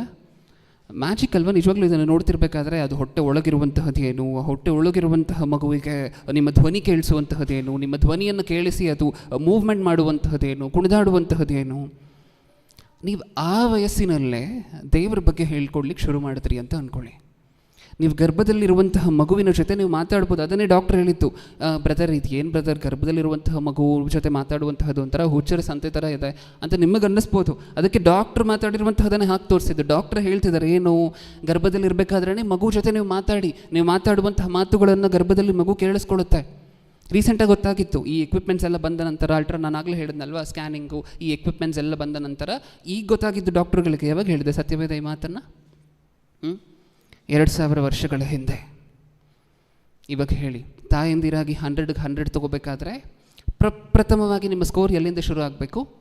ಮಗು ಹೊರಗಡೆ ಬಂದ ನಂತರ ಅಲ್ಲ, ಎಲ್ಲಿಂದ ಶುರು ಆಗಬೇಕು? ಗರ್ಭದಲ್ಲಿ ಇರಬೇಕಾದ್ರೆಯಿಂದ. ಯಾಕೆಂದರೆ ಸತ್ಯವೇದದಲ್ಲಿ ಸಾಕಷ್ಟು ತಾಯಂದಿರು ಕೆಲಸವನ್ನು ಮಾಡಿದ್ದಾರೆ. ಆ ಎಳೆ ವಯಸ್ಸಿನಲ್ಲಿ ಮಗುವನ್ನು ತೊಗೊಂಡು ಬಂದು ಬಿಡಬೇಕಂದ್ರೆ, ಆ ಮಗು ಮತ್ತೆ ವಾಪಸ್ ಬರ್ತೀನಿ ಅಂತ ಅಳದೇ ಇರಬೇಕಾದ್ರೆ, ಆಲಯದಲ್ಲಿ ಬಿಟ್ಟು ಬರಬೇಕಾದ್ರೆ ಒಂದು ಸಾರಿ ಯೋಚನೆ ಮಾಡಿ ನೋಡಿ. ಹಾಗಾದರೆ ಈ ತಾಯಿಗೆ ಮೊಲೆ ಬಿಟ್ಟ ತಕ್ಷಣ ತೊಗೊಂಡು ಬಂದು ಸಭೆಗೆ ಬಿಟ್ಬಿಡ್ತಾರೆ ಅಂತ ಹೇಳಿ ಬರ್ಸಿದಾರಲ್ವ? ನಾವು ಸಮುವೇಲನ ಗ್ರಂಥದಲ್ಲಿ ಓದಬೇಕಾದ್ರೆ ಯಾವಾಗ ಸಮುವೇಲನ ತೊಗೊಂಡು ಬಂದು ಬಿಟ್ಬಿಡ್ತಾರೆ ಸಭೆಯಲ್ಲಿ? ಯಾವಾಗ? ಮೊಲೆ ಬಿಟ್ಟ ತಕ್ಷಣ, ಹಾಲು ಕುಡಿಯುವಂತಹ ನಿಲ್ಲಿಸಿದ ತಕ್ಷಣ, ತಾಯಿ ಅದೇ ಹಾಲು ಕುಡಿಯುವಂತಹ ನಿಲ್ಲಿಸಿದ ತಕ್ಷಣ ಎಷ್ಟಾಗಿರುತ್ತೆ ಆವಾಗ ವಯಸ್ಸು? ಎಷ್ಟಾಗಿರುತ್ತೆ? ಅಂದರೆ ಆ ತಾಯಿಗೆ ಸಿಕ್ಕಿರುವಂತಹ ಟೈಮ್ ಗ್ಯಾಪ್ ನೋಡಿ, ಆ ಮಗುವನ್ನು ತೀಡಲಿಕ್ಕೆ. ಸಭೆಯಲ್ಲಿ ಬಿಟ್ಟ ನಂತರ ಮತ್ತೆ ಈ ತಾಯಿ ಮತ್ತೆ ವಾರನೂ ಬರ್ತಾ ಇರ್ತಾಳಲ್ವ ಸಭೆಗೆ, ಅಥವಾ ಯಾವಾಗಲಾದರೂ ಅಕೇಶನ್ಸ್ಗೆ ಮತ್ತು ಆರಾಧನೆ ಕಾರ್ಯಕ್ರಮಕ್ಕೆ ಪಾಲ್ಗೊಳ್ಳಿಕ್ಕೆ ಬರ್ತಿರ್ತಾಳಲ್ವ. ಮತ್ತೆ ತಾಯಿ ಜೊತೆ ನಾನು ಬರ್ತೀನಿ ಅಂತ ಯಾವತ್ತು ಹಠ ಮಾಡ್ದಂಗೆ ಕಾಣಿಸೋದಿಲ್ಲ ಮಗು ನಮಗೆ. ಈ ತಾಯಿಗೆ ಸಿಕ್ಕಿದ್ದೇ ಕಮ್ಮಿ ಟೈಮು. ಆ ಕಮ್ಮಿ ಟೈಮಿಂದಲೂ ಸಹ ಮಗುವನ್ನು ಅಷ್ಟೊಂದು ತೀಡಬೇಕು ಅಂತ ಹೇಳಿದ್ರೆ ನೀವು ಊಹೆ ಮಾಡ್ಕೊಳ್ಳಿ, ಖಂಡಿತವಾಗ್ಲೂ ಈ ತಾಯಿ ಗರ್ಭದಿಂದಲೇ ಹೇಳಿ ಬೆಳೆಸಿರ್ತಾಳೆ. ಯಾಕೆಂದರೆ ತಾಯಿಗೆ ಇರುವಂತಹದೇ ಕಮ್ಮಿ ಟೈಮ್, ತೊಗೊಂಡೋಗಿ ಬಿಡಬೇಕು ಮಗುವನ್ನು ಸ್ವಲ್ಪ ದೊಡ್ಡವನಾಗಿದ ತಕ್ಷಣ. ಹೌದಾ? ಇನ್ನು ಎಷ್ಟು ಸ್ಟ್ರಾಂಗ್ ಆಗಿರುವಂಥ ಇಂಪ್ಯಾಕ್ಟ್ ಪ್ಲೇ ಮಾಡುತ್ತೆ ನಿಮ್ಮ ಶಬ್ದಗಳು, ನೀವು ಮಾತಾಡುವಂತಹ ವರ್ಡ್ಗಳು ಮಗು ಗರ್ಭದಲ್ಲಿರಬೇಕಾದ್ರೆ. ಭೂಮಿ ಮೇಲೆ ಎಷ್ಟು ಜನ ಇದ್ದಾರೆ ಗೊತ್ತಾ ಪ್ರಿಯರೇ? ಪ್ರೆಗ್ನೆಂಟ್ ಆಗಿ ಮಗು ಗರ್ಭದಲ್ಲಿರುತ್ತೆ. ಫಿಲ್ಮ್ಗೆ ಹೋಗುವಂಥವ್ರು ಎಷ್ಟು ಜನ ಇದ್ದಾರೆ ಗೊತ್ತಾ? ಮಗು ಗರ್ಭದಲ್ಲಿರಬೇಕಾದ್ರೆ ಮೂವಿಗೆ ಹೋಗ್ತಾರೆ, ಥಿಯೇಟರ್ಸ್ಗೆ ಹೋಗ್ತಾರೆ. ನೋಡಿದ್ದೀವ ಇಂಥ ಜನರನ್ನು? ಕೇಳಿದ್ದೀವ ಇಂಥ ಜನರು ಇರುವಂತಹದ್ದು? ತುಂಬ ಕಡೆ ಇವಾಗಲೂ ಸಹ ನಡೆಯುತ್ತೆ. ಇವಾಗ ನೀವು ಹೇಳಿ, ಆ ಮಗು ಎಂಥವನಾಗ್ತಾನೆ ದೊಡ್ಡವನಾದ ನಂತರ? ಎಂಥವನಾಗ್ತಾನೆ? ಮೂವಿಯಲ್ಲಿ ಏನೇನು ಬರುತ್ತೆ ಹೇಳಿ? ಏನೇನು ಬರುತ್ತೆ? ಫೈಟಿಂಗ? ಚಾಕು ತೊಗೊಂಡು ಚುಚ್ಚುವಂತಹದ್ದೇನ? ಎಲ್ಲರನ್ನೂ ಹೊಡೆದಾಕ್ಬಿಡುವಂತಹದ್ದೇನ? ಹಾಂ. ಆ ಮಗು ಎಂಥವನಾಗ್ತಾನೆ ಹೊರಗಡೆ ಬಂದ ನಂತರ? ಆ ಸ್ವಭಾವ ಅಲ್ಲಿಂದ ಸಬಲೀಕೃತವಾಗ್ಲಿಕ್ಕೆ ಶುರು ಆಗುತ್ತೆ ಮಗುವಿನಲ್ಲಿ. ಅಲ್ಲಿಂದ ಬೆಳೆಸ್ಕೊಳ್ಳಿಕ್ಕೆ ಶುರು ಮಾಡ್ತಾನೆ ಆ ಮಗು. ಅದಕ್ಕೆ ಗರ್ಭದಲ್ಲಿರುವಂತಹ ಟೈಮು ತುಂಬ ತುಂಬ ತುಂಬ ತುಂಬ ಇಂಪಾರ್ಟೆಂಟ್. ಅದು ತಾಯಿಂದಿರಿಗೆ ಸಿಕ್ಕಿರುವಂಥ ಇನ್ನೂ ದೊಡ್ಡ ಭಾಗ್ಯ ಏನು ಅಂದರೆ, ಫಸ್ಟ್ ನಿಮ್ಮ ವಾಯ್ಸನ್ನು ರೆಕಗ್ನೈಸ್ ಮಾಡ್ತಾನೆ ಮನುಷ್ಯರಲ್ಲಿ ಆತ. ಫಸ್ಟ್ ನಿಮ್ಮನ್ನೇ ಆಲಿಸ್ತಾನೆ. ನೀವು ಪಕ್ಕದಲ್ಲಿದ್ದರೆ ಸೇಫ್, ಅಂದರೆ ಗರ್ಭದಲ್ಲಿರಬೇಕಾದ್ರೆ ನೀವು ಮಾತಾಡಿದ ತಕ್ಷಣ ನೀವು ನಿಧಾನವಾಗಿ ಏನಾದರೂ ಮಾತಾಡಿದ್ರೆ ನಾನು ಸೇಫ್ ಆಗಿದ್ದೀನಿ ನನ್ನ ತಾಯಿ ಜೊತೆ ಅಂತ ಅಂದ್ಕೊಳ್ತಾನೆ. ಹೌದಾ? ಸೊ ಈ ಒಂದು ಭಾಗ್ಯವನ್ನು ದೇವರು ಪ್ರತಿ ತಾಯಿಗೂ ಅಥವಾ ಪ್ರತಿ ತಂದೆಗೂ ಸಹ ತಾಯಿಯ ಗರ್ಭದಲ್ಲಿರುವಂತಹ ಮಗುವಿನ ಜೊತೆ ಮಾತಾಡುವಂತಹ ಈ ಭಾಗ್ಯವನ್ನು ಕೊಟ್ಟಿರಬೇಕಾದ್ರೆ ಯಾಕೆ ಯೂಸ್ ಮಾಡ್ತಿಲ್ಲ ನಾವು ಇದನ್ನು? ಹೋಗ್ಲಿ, ಇವಾಗ ವಾಕ್ಯ ಗೊತ್ತಾಗಿದೆ. ಖಚಿತವಾಗಿ ನೀವು ಯೂಸ್ ಮಾಡ್ತೀರಾ ಇವಾಗ ಇದನ್ನು? ಇವಾಗ ಹೇಳಿ. ಈಗ ವಾಕ್ಯ ನಮಗೆ ಗೊತ್ತಾಗುತ್ತೆ. ಆ ಮಗು ಖಂಡಿತವಾಗಿ ಗರ್ಭದಲ್ಲಿರಬೇಕಾದ್ರೆ ನನ್ನ ಮಾತನ್ನು ಕೇಳಿಸ್ಕೊಳ್ಳುತ್ತೆ, ನಾನು ಹೇಳಿರುವಂತಹದನ್ನು ಆಲಿಸುತ್ತೆ ಅನ್ನುವಂಥದ್ದು ಇವಾಗ ನಮಗೆ ಗೊತ್ತಾಗಿದೆ ವಚನದ ಪ್ರಕಾರ. ಈಗ ಯೌವನಸ್ಥರು, ವಿವಾಹ ಆಗದೇ ಇರುವಂಥವ್ರು ಅಥವಾ ಇನ್ನೂ ಮಕ್ಕಳಾಗದೇ ಇರುವಂಥವ್ರು, ಇವಾಗಾದರೂ ಫಾಲೋ ಮಾಡ್ತೀವ ಅಥವಾ ಆವಾಗಲೂ ಮರ್ತೋಗ್ತೀವ? ಆವಾಗಲೂ ಮರ್ತೋದ್ರೆ ನಿಜವಾಗ್ಲೂ ಹೇಳಬೇಕು ಅಂದರೆ ಈ ಪ್ರಕೃತಿಯಲ್ಲಿ ಪೋಷಿಸಿ ಬೆಳೆಸ್ತಿರುವಂತಹ ತಾಯಿಗೂ ತಂದೆಗೂ ನಮಗೂ ಮನುಷ್ಯರಲ್ಲಿ ತಾಯಿಗೂ ತಂದೆಗೂ ಯಾವ ವ್ಯತ್ಯಾಸವೂ ಇರೋದಿಲ್ಲ. ನಿಜ ಹೇಳಬೇಕು ಅಂದರೆ ಪ್ರಕೃತಿಯಲ್ಲಿ ಸಾಕಷ್ಟು ಜೀವಿಗಳು ಬರೀ ಶರೀರಕ್ಕೆ ಸಂಬಂಧಪಟ್ಟಂತೆ ಮಾತ್ರ ಅಲ್ಲ, ದೇವರನ್ನು ಸಹ ತೋರಿಸಿ ಬೆಳೆಸ್ತಿದ್ದಾವೆ. ಹೌದಾ ಇಲ್ವಾ? ನಾವು ಸತ್ಯವೇದದಲ್ಲಿ ನೋಡಿದ್ದೀವಲ್ವ ಸಾಕಷ್ಟು ಸರಿ. ಕಾಗೆ ಮರಿ ಏನು ಮಾಡುತ್ತಂತೆ? ಊಟ ಬೇಕಾದರೆ, ನೀರು ಬೇಕಾದರೆ ದೇವರನ್ನು ಕೇಳ್ಕೊಳ್ಳುತ್ತಂತೆ. ಅಂದರೆ ಆ ತಾಯಿ ಬರೀ ಶರೀರಕ್ಕೆ ಸಂಬಂಧಪಟ್ಟಿರುವಂತಹ ಪ್ರೊಟೆಕ್ಷನ್ ಕೊಡ್ತಾ ಕೊಡ್ತಾ ಆ ಶರೀರಕ್ಕೆ ಪ್ರೊಟೆಕ್ಷನ್ ಕೊಡುವಂತಹದ್ದು ಸಹ ದೇವರೇ ಅಂತ ಹೇಳಿ ತೋರಿಸಿ ಬೆಳೆಸ್ತಿದ್ದಾವೆ. ಹೌದಾ? ಇದನ್ನು ಮಿಸ್ ಮಾಡಿದ್ವಿ ಅಂತ ಅಂದ್ಕೊಳ್ಳಿ. ಈ 9 months ಪೀರಿಯಡನ್ನು ಮಿಸ್ ಮಾಡಿದ್ವಿ ಅಂತ ಅಂದ್ಕೊಳ್ಳಿ. 9 ತಿಂಗಳುಗಳ ಕಾಲ ನಿಮ್ಮ ಮಕ್ಕಳಿಗೆ ನೀವು ಹೇಳುವಂತಹದನ್ನು ಮಿಸ್ ಮಾಡಿದ್ರೆ ಇನ್ನು ಯಾವತ್ತಾದರೂ ಬರುತ್ತಾ ಹೇಳಿ? ಆ ಟೈಮು, ಹೋಗಿರುವಂತಹ ಟೈಮು ಇನ್ನೊಂದು ಸಾರಿ ಬರುತ್ತಾ? ಇವಾಗ ಗೊತ್ತಾಯಿತು ದೇವ್ರೆ, ಇವಾಗ ಇನ್ನೊಂದು ಸಾರಿ ಮಗುವನ್ನು ಗರ್ಭದಲ್ಲಿ ಕಳಿಸು, ಮತ್ತು 9 ತಿಂಗಳಾದಮೇಲೆ ಹೊರಗಡೆ ತಗೋ, ಇವಾಗ ಹೇಳ್ತೀನಿ ಅಂದರೆ ಬರುತ್ತಾ? ಆ ಟೈಮ್ ಬರುತ್ತಾ? ಬರೋದಿಲ್ಲ ಅಲ್ವಾ? ಇನ್ನು ಯಾವತ್ತೂ ಸಹ ನಿಮ್ಮ ಮಕ್ಕಳ ಜೊತೆ ಆ ಹಂತದಲ್ಲಿರಬೇಕಾದ್ರೆ ಮಾತಾಡುವಂತಹ ಭಾಗ್ಯ ಸಿಕ್ಕೋದಿಲ್ಲ ಅಲ್ವಾ ನಮ್ಮ ಜೀವನಗಳಲ್ಲಿ? ಅಷ್ಟು ಇಂಪಾರ್ಟೆಂಟ್ ಅದು. ಗರ್ಭದಲ್ಲಿರಬೇಕಾದ್ರೇ ಹೇಳಿ ಬೆಳೆಸುವಂತಹದ್ದು. ಹಳೆಯ ಒಡಂಬಡಿಕೆಯಲ್ಲಿ ನೀವು ನೋಡಿದ್ರೆ ಯಾಕೋಬನಿಗೂ ಲಾಬಾನನಿಗೂ ಅಗ್ರಿಮೆಂಟ್ ಆಗುತ್ತಲ್ವ? ಏನಂತ?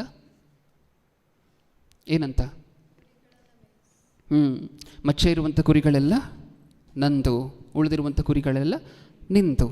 ಆವಾಗ ಲಾಭನ ಏನು ಅಂದ್ಕೊಂಡಿರ್ಬೋದು ನಾರ್ಮಲಾಗಿ ಮನಸ್ಸಲ್ಲಿ? ಮಚ್ಚೆ ಇರುವಂಥ ಕುರಿಗಳು 200ಕ್ಕೆ 2000ಕ್ಕೆ 3000ಕ್ಕೆ 1-2 ಇರುತ್ತೆ ಅಷ್ಟೇ ಅಲ್ವಾ? ಒಪ್ಕೊಳ್ಳೋಣ, ಡೀಲ್ ಅಂದ ತಕ್ಷಣ ಯಾಕೋಬನ್ ಏನು ಮಾಡ್ತಾರೆ? ಚುಕ್ಕೆ ಇರುವಂತಹ ಒಂದು ಮರದ ದಿಬ್ಬವನ್ನು, ದಿಂಡನ್ನು ತೊಗೊಂಡು ಬಂದದ್ರ ಅಲ್ಲಿಟ್ಟು, ಅಂದರೆ ಎಲ್ಲಿ ಕುರಿಗಳು ನೀರು ಕುಡಿಲಿಕ್ಕೆ ಬರುತ್ತೋ ಆ ಜಾಗದಲ್ಲಿ ಇಟ್ಟು, ಅದು ಬಂದು ಸಂಗಮ ಮಾಡಬೇಕಾದ್ರೆ ಅದನ್ನು ನೋಡ್ತಾ ನಡೆಯುತ್ತೆ ಇದರ ಮೇಟಿಂಗ್ ಪ್ರಕ್ರಿಯೆ. ಆ ಚುಕ್ಕೆ ಇರುವಂತಹದ್ದು, ಆ ಡಾಟ್ ಇರುವಂತಹ ಮಟೀರಿಯಲನ್ನು ನೋಡ್ತಾ ಇದರ ಎಲ್ಲ ಮರಿಗಳು ಹೆಂಗಾದ್ವಂತೆ? ಚುಕ್ಕೆ ಇರುವಂತಹದ್ದೇ ಮರಿಗಳೆಲ್ಲನೂ ಸಹ. ಹೌದಾ? ಅಂದರೆ ಹೊರಗಡೆ ಇರುವಂತಹದನ್ನು ನೋಡಿದ್ರೆ ಮುಂದೆ ಬರುವಂತಹ ಮಕ್ಕಳು ಆ ಥರ ಆಗ್ತಿದ್ದಾರೆ. ಅದಲ್ಲಿ ನಾವು ಗುರುತಿಸ್ಬೇಕಾಗಿರುವಂತಹದ್ದು. ಹೌದಾ? ಅಕ್ಕ ಇಲ್ಲಿ ಹೊರಗಡೆ ಚೇರ, ಇಲ್ಲಾಂದರೆ ಹಿಂದೆಗಡೆ ಕೂತ್ಕೊಳ್ಳಿ.